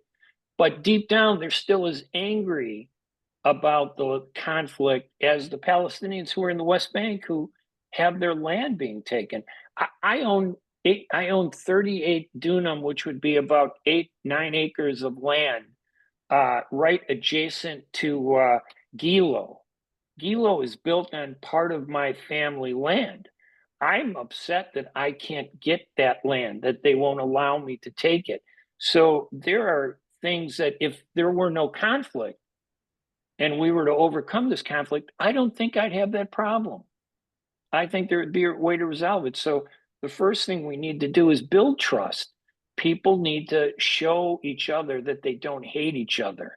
And the movement for peace has to be louder and bigger than the movement of hate and extremism. And right now, hate and extremism has the upper hand, even though there's still a small minority of who we are. I think the majority of Israelis and the majority of Palestinians, deep down, we don't hate each other. We get angry, and that anger is portrayed as hate. But deep down, we don't hate each other. We're angry. you know, this is what I think is the beauty of the IPC. It's not about trust at all. It's about transparency. It's about, That's trust, though. Transparency is a form of trust. Believe me. okay, I assume what you do is truthful, and transparent, and that's a trust on my part. So in a way, it is about trust. Believe me, it's human nature. I don't talk to strangers. I talk to people I know or who look like me, who sound like me. When the first Israelis started lobbying the United States, they picked people who look more American than the Americans. And those spokespeople, they didn't speak Hebrew with a hard accent. Yeah, I remember during the 73 war, I was at a military base serving during the Vietnam War, and I turned on the TV, and there was an Israeli who looked more American than the American host, speaking not just English, but baseball American English. And then the Palestinian got up, and he looked like a foreigner. He couldn't speak English. He had a 5-day beard. He wasn't wearing Western clothes. He was yelling at the audience. The Israeli was appealing to the audience. There's a different style there that defined where we're at today that we need to change. are you speaking about Abba Eban? Well, Abba Eban, listen, I debated Abba Eban when I was 24 years old on national TV. And he was saying, well, we can't have a Benelux system where we divide the land and live together, basically a confederation.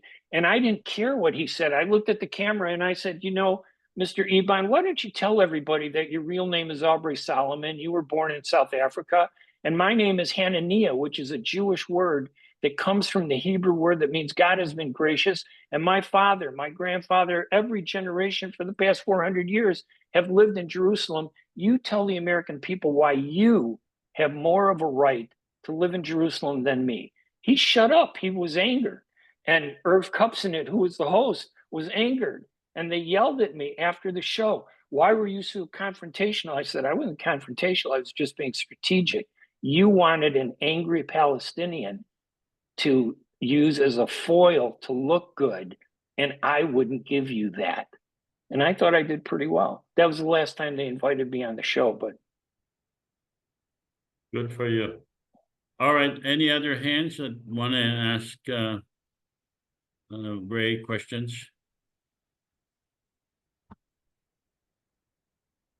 All right. you could always email me too. I'm happy to Yeah. respond and Okay, help any group. Heather, Hi. Hi. Hi, Ray. Thanks. Nice to meet you. I guess I'll raise the specter of the deep state and the influences that undermine, because I believe, I don't think that so many people would spend so much effort hating each other and killing each other if it wasn't fomented. And so, aside from addressing the issue of how we start coming together, and I firmly believe that if you give people a place and a chance to come together and resolve, it will happen. If it's sort of like if you build the stage, it will happen. But the undermining part, the deliberate undermining and destructing of these opportunities and mind bending, the public with so much propaganda. I just think that's the tsunami that we really need to address. Otherwise, we're just going to be fighting it all the way and not really understanding that that's what we're up against. So any insights in that regard and how we can start contending with that big force? Well, you have to, when you talk to people, you can't just talk in a very generic way, because I agree with you, whatever we want to call it, the deep state, the swamp, everybody has a different word for it. But there is a bureaucratic deep state that does exist to preserve what they believe is right. But those aren't the people that we need to talk to. What we need to do is counter those people and identify audiences that we can educate. And we identify those audiences, we educate them, we communicate with the audience the way that audience wants to be communicated to. It takes a lot of work. That's why the Israelis, they spend over $200-300 million a year on PR, because they understand that they need to constantly be addressing audiences in the way they want to be heard to get their message to continue to do what they do. The Israeli government, I'm talking about, not the Israeli people, Palestinians and Arabs, and the peace movement of Israelis and Palestinians, we need to communicate with audiences. We need to target audiences. We need to communicate to them in a non-aggressive form and not lecture. I mean, every time I see a Palestinian do an interview, you say hello to him, and then he or she talks for 40 minutes. That's not a way to communicate. We don't have good communicators. There are only a few. So we need to be better communicators, and we need to target the right audiences, and we need to win audiences, and you do it little by little. That's the way the Israelis did it in the beginning, and that's the way Palestinians need to do it, not to destroy Israel, but to become equal to the Israelis. But Ray, if you wrote the talking points for the Palestinians, what would they include? What would you tell the Palestinians to say, or what do you suggest subject matters that they should be discussing when they are representing the Palestinian people? I would give you a good example. When President Trump was asked by a reporter who put the words in his mouth and said, shouldn't Jordan and Egypt take over the Gaza refugees? Palestinians got upset when Trump said, oh, yeah, that's not a bad idea. Maybe we should consider that. And he grabbed a hold of it, because politicians have a whim of steel. At the moment, they shoot from the hip, but they're malleable. Politicians can be changed. That's the essence of a politician. Instead of arguing with Trump and attacking Trump, what they should have done was said, hey, Mr. Trump, he is the president of the United States. I don't have to agree with everything he does, but they should have met with him. They should have talked to him, showed that they respect him, because it's about personality. I went to that Bahrain Peace to Prosperity conference that Jared Kushner organized a number of years ago when Trump was the president. No Palestinian would go there. And I think that was a mistake. Why do we surrender a battlefield? We should have been there and said, listen, we don't agree with this. This is what we think we should have. We need to be engaged. It's like a football game. You don't surrender the field because you don't like the other team. You go and you argue, you have a presence. So Palestinians need to be there and make their arguments in a smart way.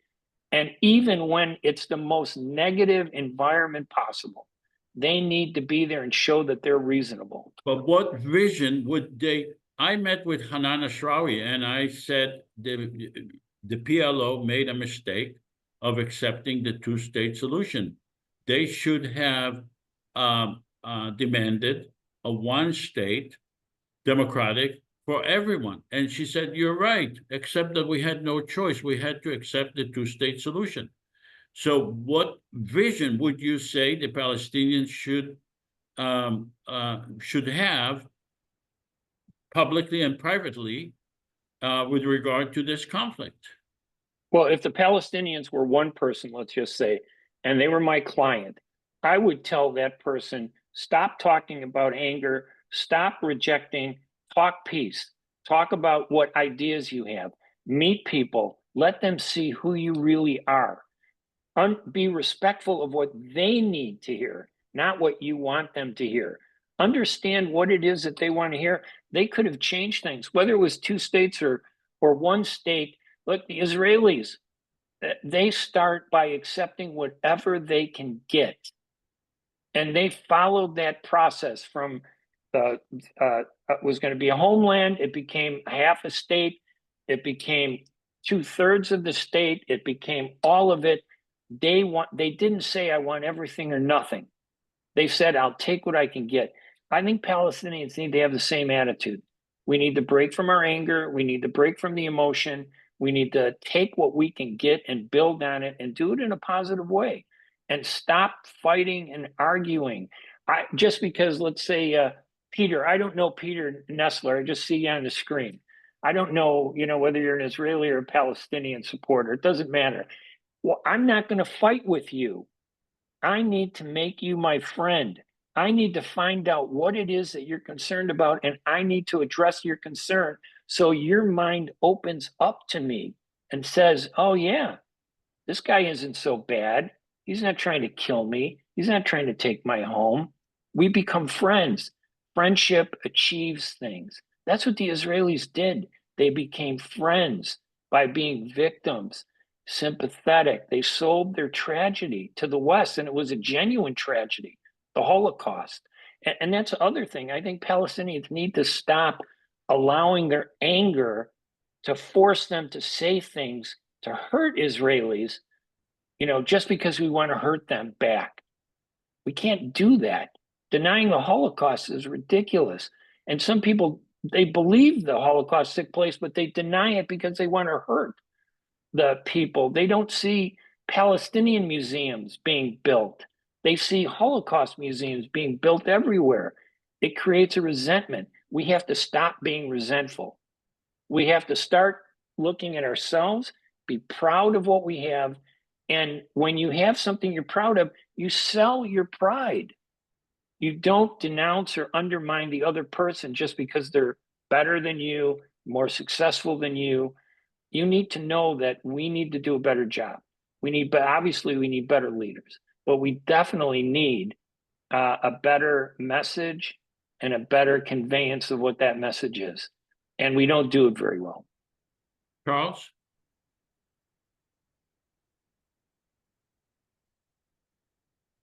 Charles, you're on mute. Sorry. Okay, There you go, buddy. Can you hear me now? Okay. Yes. I just wanted to put in a plug for Maria Ressa's book, How to Stand Up to a Dictator. She is a journalist who won the Nobel Peace Prize in 2021. And she's been, by creating, she recognized where this is relevant is just to, as Ray was just saying, there are two different stories going on. We know how much goes into creating the Israeli narrative and their mythology. And we also know that there are lots of different groups that are intent on putting forward the Palestinian narrative, but they're not necessarily coordinated and they don't all have the same message. So I think it's a very worthwhile read to understand how she has been under fire from the Filipino right and the dictator Duarte since 2012, and is facing prison and whatnot, and yet not backing down one iota and creating and organizing an alternative to the capture of the national narrative by the right-wing forces that were using. They've gone way past legacy media.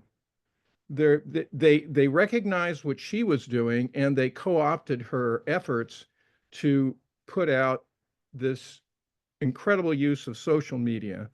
And she, amongst very few people at the time, recognized that. This goes back to, Facebook and challenging Facebook and trying to get social media and to be responsible. And then now we have Zuckerberg saying, oh, well, why not? Just let anybody say whatever they want. It's all true, right? So it's really a worthwhile read for people who want to organize and understand what they're up against in terms of trying to change a national narrative. It's called How to Stand Up to a Dictator. Let's go to Sam, unless Ray, you want to respond? Well, no, I was just going to say real quickly that there are two challenges that we have. One is the news media. We don't have a lot of Palestinians that are in the news media. When they found out I was Palestinian at the Sun-Times, they got really angry with me because I expressed my view as a Palestinian. They did not like that. And I'm not saying that Jews control the media. I'm saying that more Jewish people pursue communications as a career than Palestinians have over the years. So we don't have a foot base in the news media. So the news media takes the Palestine-Israel conflict in a far different way than they take any other conflict on this planet. They do have some biases on other issues, but their biggest bias, in my opinion, is against Palestinians and supporting the Israeli government. I believe that's a problem with the media. The second thing I wanted to say is my wife is Jewish.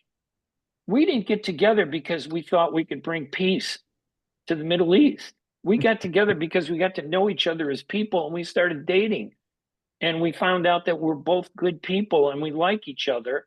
We still have disagreements about the Middle East, but the level of disagreement is far different than the level that we often see today. So you can have disagreement between the two sides that doesn't engage in violence. And I'm saying that that's how we need to come together. I cannot marry every Israeli woman that I meet, okay, or every Jewish woman, as much as I would love to. It's not possible. But that's the mentality that you have to have. You have to meet with people almost like a marriage and get them to accept you. And when someone accepts you, they believe you. And when someone believes you, they're more willing to work with you. Let's go to Sam. I know he raised his hand many times. Sam. Sorry, Sam. Yeah, hi, no problem. But I guess, Mr. Ray, don't have to be politically correct. And yes, Jews do control the media, and everyone knows that, and there is nothing wrong about this. And stating facts has nothing to do with your feeling. There is no problem to say this out loud. And the Palestinians don't get a chance to express themselves because they don't have any influence in the West. They don't control the media. They don't have money to be heard. That's why I don't see any Palestinian news as much as you see Israeli news and in the Western media specifically. So and also I don't think it's not just unfair and misleading, but also it's a waste of time to just get away from the root causes of the problem, which is can be addressed in a very few points: the expansion of settlements, the systematic oppression and dispossession of Palestinian homes and lands, are the only root causes to the problem. And also the idea of the Jewish supremacy that no one talks about, that it gives them the sensation that they have the right to live on this land alone because it's biblical, or I don't care. This is Jewish supremacy, and it must be called this way without addressing the real causes of that conflict, or whatever it's called. It's not gonna be solved. And Listen, I totally disagree with you, Sam, and I'll tell you yeah, why. okay. And I- also you have early mentioned that the Palestinians are brainwashed. I don't think it's like an accurate description of them. If a Palestinian lives in the West Bank, they don't need to be brainwashed. They see the settler attacking them, attacking their farms, attacking their animals, kicking them out of their land. So like they live the events. They don't need to brainwash. Like brainwash can be applied to someone else, but they live it. Like they don't need to be brainwashed. Like they literally live it. Yeah, I would never use the term brainwash, by the way, but I'm going to tell you something. The idea that we don't have the money, that's ridiculous. The Arabs are among the richest people in the United States, Arab American businessmen, and the Muslim Arab community. They raise more money than anybody for religious events. Our heflas are the biggest, most expensive heflas that we have of communities here in the United States. The other attitude is that I disagree with you. I think that it's not. I think that the settlements are a consequence of our failure as Palestinians to get our case across, because those settlements were supported by a Western media. I certainly disagree that the media is controlled by Jews. That's an excuse to explain why we don't have a voice. The real reason we don't have a voice is we don't work hard enough to have our voice. We don't spend our money on the media. We don't teach our children to be journalists. We want them to be doctors, lawyers, and engineers. They should be journalists. Jewish families raise their children believing that communication is part of an artwork almost. Communications is an art form, and it's a talent. So I disagree. I think it's completely wrong to excuse our ineffectiveness in the media by saying the Jews control the media. They're more engaged in the media. They do have more influence in the media. That's far from being control. We need to change how we address these problems. We really do. But if you believe what you're saying, and I'm not criticizing you, because I understand that feeling. I see it and hear it all the time. That is an excuse to 60, 70 years of frustration of seeing nothing go our way. And it's based on an anger deep down that we see them stealing our land. And it's not every Jew or Israeli. It's the settlement movement is no different, in my opinion, than Hamas. The Israeli government is no different than Hamas. And we need to distinguish good and bad. To Sam, I actually tend to agree with what Sam is saying.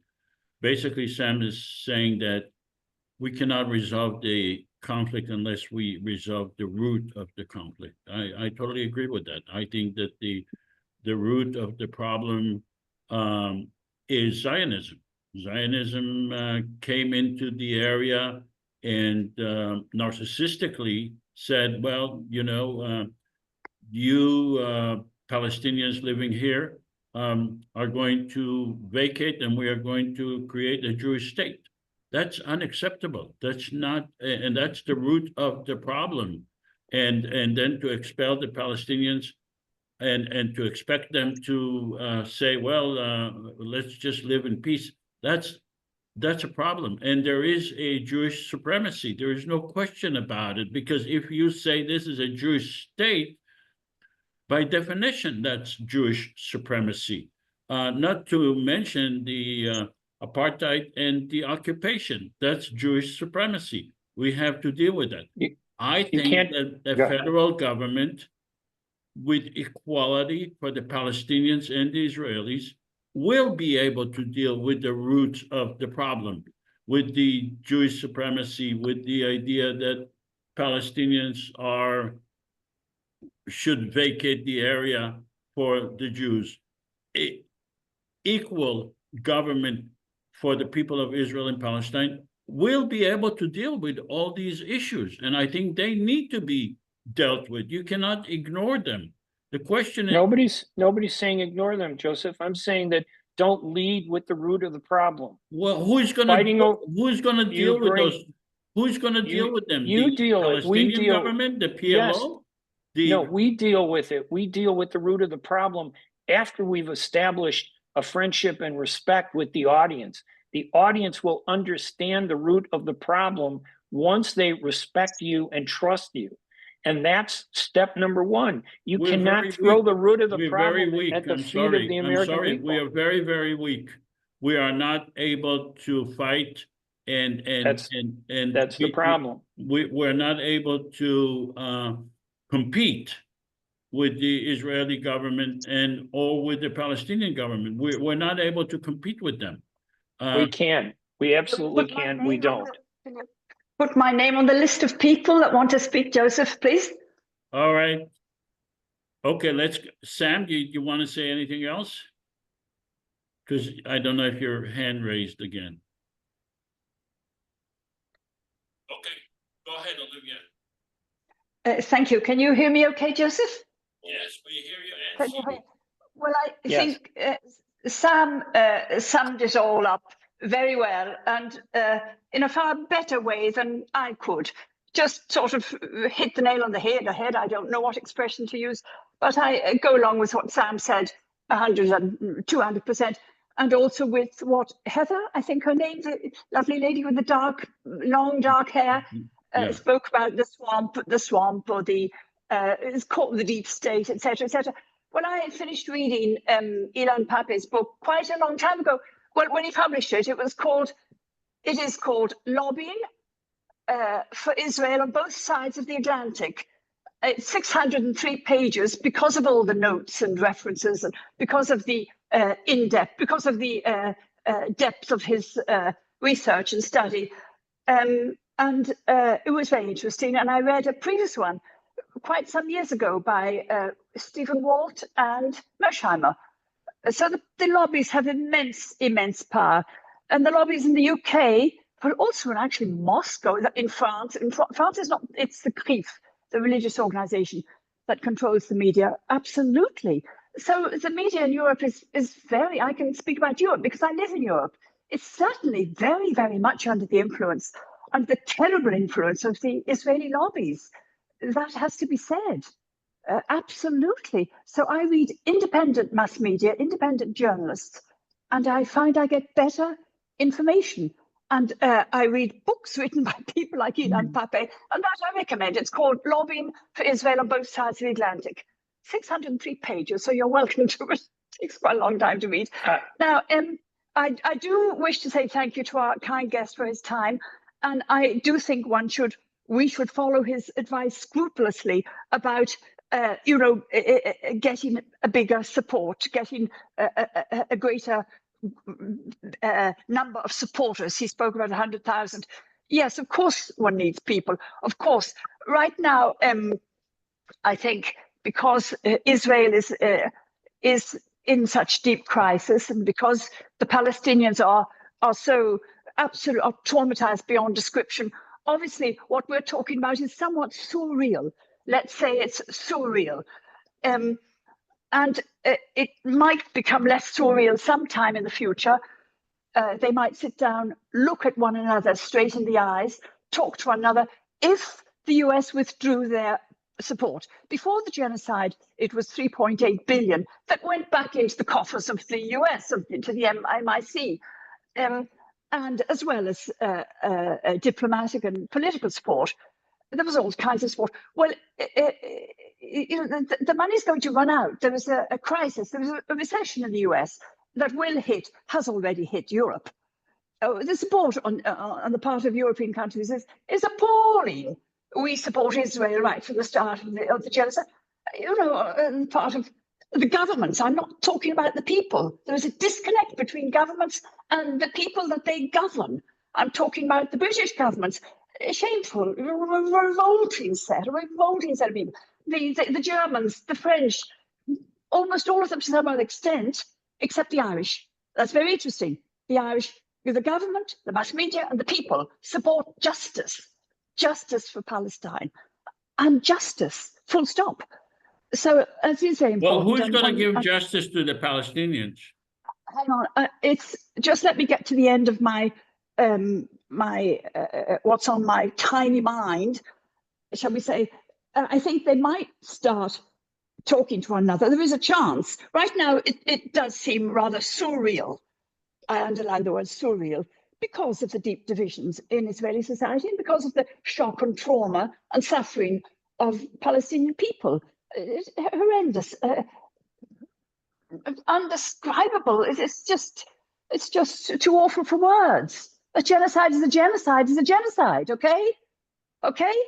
But if US and European support dwindles and sort of comes to an end, if the tap runs dry, then there would be a chance of them talking to one another. And then, yes, something like the IPC, or what association, what parties like, is it a party or an association standing together? The various groups of progressive Palestinians, like our guest, like Mr. Hanania, he's progressive, yes. Then there would be a chance for something in the direction of justice, in the direction of equal rights, in the direction of living together. And Mr. Hanania talks about Nazareth. Well, my experience of Nazareth, of course, his is far more authentic and genuine because he's Palestinian and has family in Nazareth. My knowledge of the Palestinians, the Israeli Palestinians, is that they really feel the discrimination, and that discrimination is enshrined in the nation-state law that gives, that was 2018, was it? But it just legalized, made de jure what was really de facto. There are all kinds of obstacles. You can't buy land, there's job discrimination. They just feel that they're second-class citizens. People don't like being looked down on. One has to remember that. It's not nice to be looked down on. The Palestinian Arabs feel they're looked down on. So there are all sorts of, awful situations. And they're the ones that are best off if one compares them to the Palestinians in the West Bank, if one compares them to the Palestinians in East Jerusalem or in the Golan Heights, Syrians, etc., etc. So I can't go on and on about this, but Sam said it all much better than I did, and also Heather. So that's all I have to say. But I do thank our guest and thank Joseph and say hello to my fellow participants. That's all, Joseph. Take care. Thank you. Thank you, Olivia. Thank you, Olivia. Let's go to Samir. Hi, Joseph. Hi, Ray. Hi, everybody. How are you? Fine, thank you. Good to hear you, Ray. Do you know each other? Long time ago, yes. We met a long time ago. Yes, long time ago. All right. I thank you, Ray, for your participation and your answering all the questions. I don't have a question for you, but I have a comment I can make and give you my opinion. I think coming back to the root of the problem, as Joseph said, we have to go to the roots of it. Okay, go to the roots of it, and that's to 1948 and the creation of Israel and the creation of the Nakba, what caused the Nakba for the Palestinians, and it would go on that occupation until the 1960, 64, 65. And by 1965, the PLO was born. and the Israelis and the Israeli government at that time realized that they have to do something about the Palestinian issue, and that's what they did. They ended the military rule of Palestine, and they integrated the Palestinians to be equal citizens, and ended that conflict that way. So 1967 came, and Israel occupied the Gaza Strip and the West Bank and East Jerusalem and Sinai and the Golan Heights, and they thought that they are victorious and nobody will beat them, and they can keep the land and they can have their great Israel. And they forgot about their model and their experiment. It's been now 57 years of wars and killing, and ended now with the genocide against the Palestinians. And none of those Israeli government, all of these 57 years, realized that they could have just solved the problem by copying themselves, their own model, their own one democratic state model, which has been working for the last 58 years. And they forgot totally about it, and thinking that, oh, we cannot live with the Palestinian, we cannot include them. Well, God damn, I mean, if a society or a government doesn't know how to use their experiment, which been working for a democratic state, how in the hell, I mean, they can take any model or can understand anything? So the best solution, I mean, for them, for the last 57 years and now, I mean, today, end the occupation of the West Bank and Gaza and East Jerusalem. And if you don't want two-state solution, fine. One-state solution, just copy what you did in the 60s. Just include, annex the West Bank and Gaza and East Jerusalem with its population and make them equal citizens. And that's it. That will be the end of the conflict.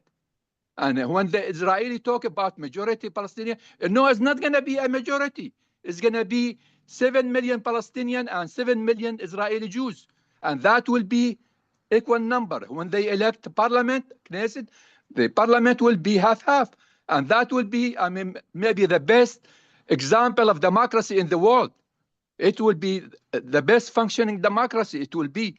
So why, I mean, Israeli will fear that democracy? And that will be also recognized by, not just by the Arab states, by the whole world will accept that. That will be the end of the conflict, and it will be, I mean, the money will come from the Arab Gulf states, money will come from everywhere, investment, and it will be, the new democratic state will be the most functioning democracy and the most prosperous state in the world. And none of the Israelis, I mean, thought about that. I mean, God damn, I mean, just think about yourself. You already created the model, copy it, period. And that would be end of the conflict. And I mean, if you are thinking about Jewish state and all of that, that's meaningless. And when you have, I mean, half of the population are Palestinians, you call it Jewish state or not, it doesn't mean anything. And in any way, I mean, the Jewish state, it was signed into law in 2019. Well, it can be signed out in the future. And there is no, I mean, reason to fear the Palestinians to be, I mean, equal citizens. And you lived with them for 58 years in what they call it proper Palestine. Well, they can live with them the rest forever. And also, I mean, regarding the name, I mean, whether you call it Israel or Palestine, I mean, that's easy. I mean, you can call it Palestine, you can call it Israel-Palestine. I mean, anthem, you can combine the anthem, national anthem, the flag, you can combine the flags, and that will be the end of it. I mean, this is the easiest and the fastest solution. One secular democratic state. And that's what I think, I mean, that's what should happen after the ceasefire and all of that. Thank you. Samir, I was going to say that a lot of the things that Samir said, and also Olivia said, I totally agree with. These are facts, but you're talking to the choir. And I keep saying that the problem is we need to stop talking to the choir. The average American, you start talking about that to them, they turn you off. They're not going to listen to the truth. You have to get them to listen to the truth. And we could say all the stuff we want to say. And who's reading Ilan Papp's book? It's a great book. I read it, but I'm Palestinian. The average guy in America isn't reading it. The average person in America is not reading Edward Said. The average person in America is not reading Rashid Khalidi. The average person in America is not reading Mearsheimer and their books. They're not being read by the people who need to read it. And my argument is not to say that what you're saying is wrong, but you don't lead with the conflict when you deal with somebody who's not engaged in the conflict. Arabs and Israelis, we listen to it because it involves us. But both of you brought up a good point. The United States is a major influence in determining what's happening. And yet we don't take the American audience serious enough to educate them the proper way. We want them to just believe what we tell them because it's a fact. It's truth. People are being killed. They're not going to listen to that. They look at us because we've been painted as suspicious over the years by a very effective Israeli media lobby. We've been portrayed in a negative way by them. And we need to get past that. And we have to be smart about it. So there are other ways to get them to hear what Olivia said and what Samir has said. We need to bring them to that.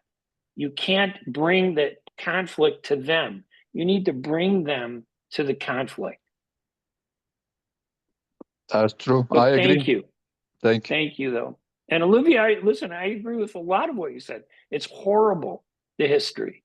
And Samir, what you said, and even with what Sam said, the only thing I disagree with Sam is this idea that we don't have clout in the media. We do have clout if we wanted it. How much money can we raise to buy an ad? Joseph, if this were an Israeli group, they'd have the whole page of the New York Times as an ad. They'd have the whole page of the Washington Post because they could raise the money. We can raise the money, but we don't spend the money that way. We don't have the same belief in communications that the Israelis and the Jewish community have. We do not have that same respect to the system. We can manage, we can influence the media. We just don't do it. We don't have good Arab newspapers in this country. We don't even have a radio show. There are 50 Israeli radio shows in the United States. We have a half-hour program called the Arab, hour. It's not even a full hour. It's 30 minutes. Our media is deficient in this country. And we wonder why nobody hears what we have to say. We're not talking to the American people. We're talking to ourselves and to the people we argue with. That's true. Yeah. I'd like to speak to what Ray is talking about, if I could. Joseph. Oh, Joseph's muted. Yeah, Charles, go ahead.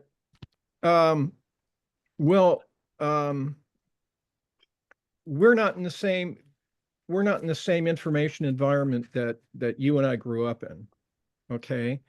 And as evidenced by the rise of Trump in the United States and Duterte in the Philippines and in, Russia and so on. All these people have capitalized on the use of social media and disinformation to paint the narrative. Now, in the Israeli-Palestinian issue, the meta narrative, the reason why Israel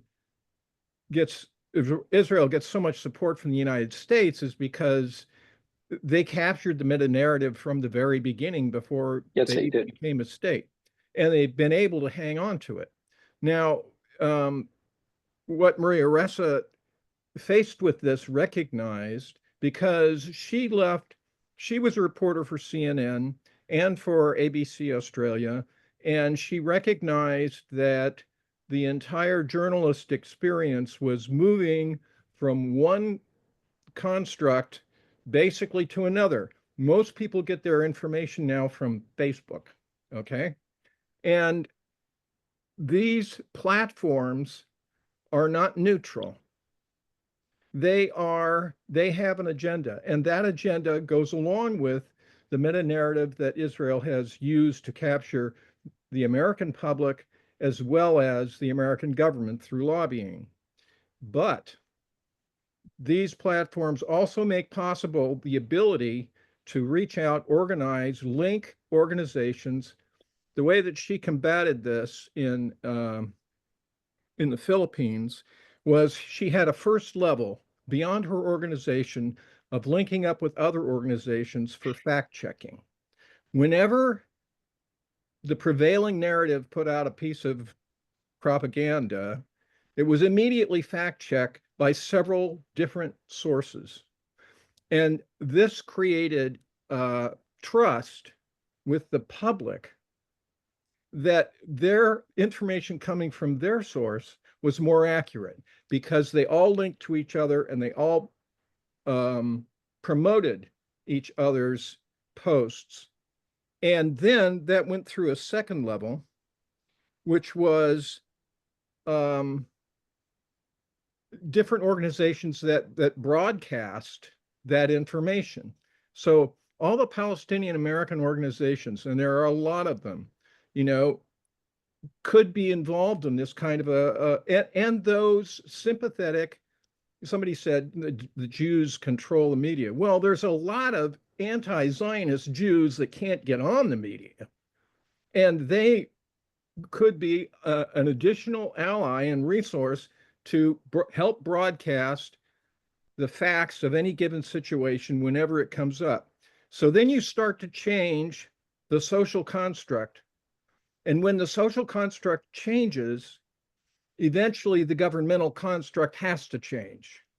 And that's what we're seeing right now with Gaza, because this has created a situation where it's like, oh, are you going to believe what's being said, or are you going to believe your own lying eyes? I mean, it's right in front of everybody's face. They can see what's happening. And it has, turned many people outside the bubble of the meta narrative that's been sold to the American public, and not just the American public, but the European public and so on. So she lays out this three-step process. And the third step process, beyond those two that I just mentioned, is the legal accountability. And that is the lawyers groups that actually challenge and bring court cases. Like, for instance, the ICJ the ICC having an arrest warrant against Netanyahu, and so on. So where these things are factually and legally in the global realm recognized as the truth. So then you start to see a situation where people reach out for the tools that will enable them to create a construct more in line with their values, which have changed. And that's where the IPC can come in, or any other organization.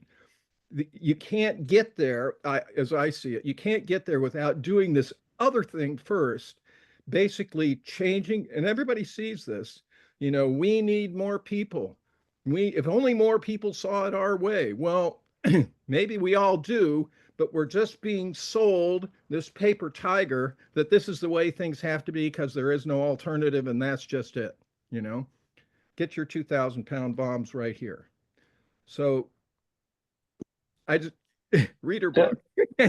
But let me just make my one last conclusion, Joseph, and because we've been going on for almost 3 hours. Yeah, let me just say this.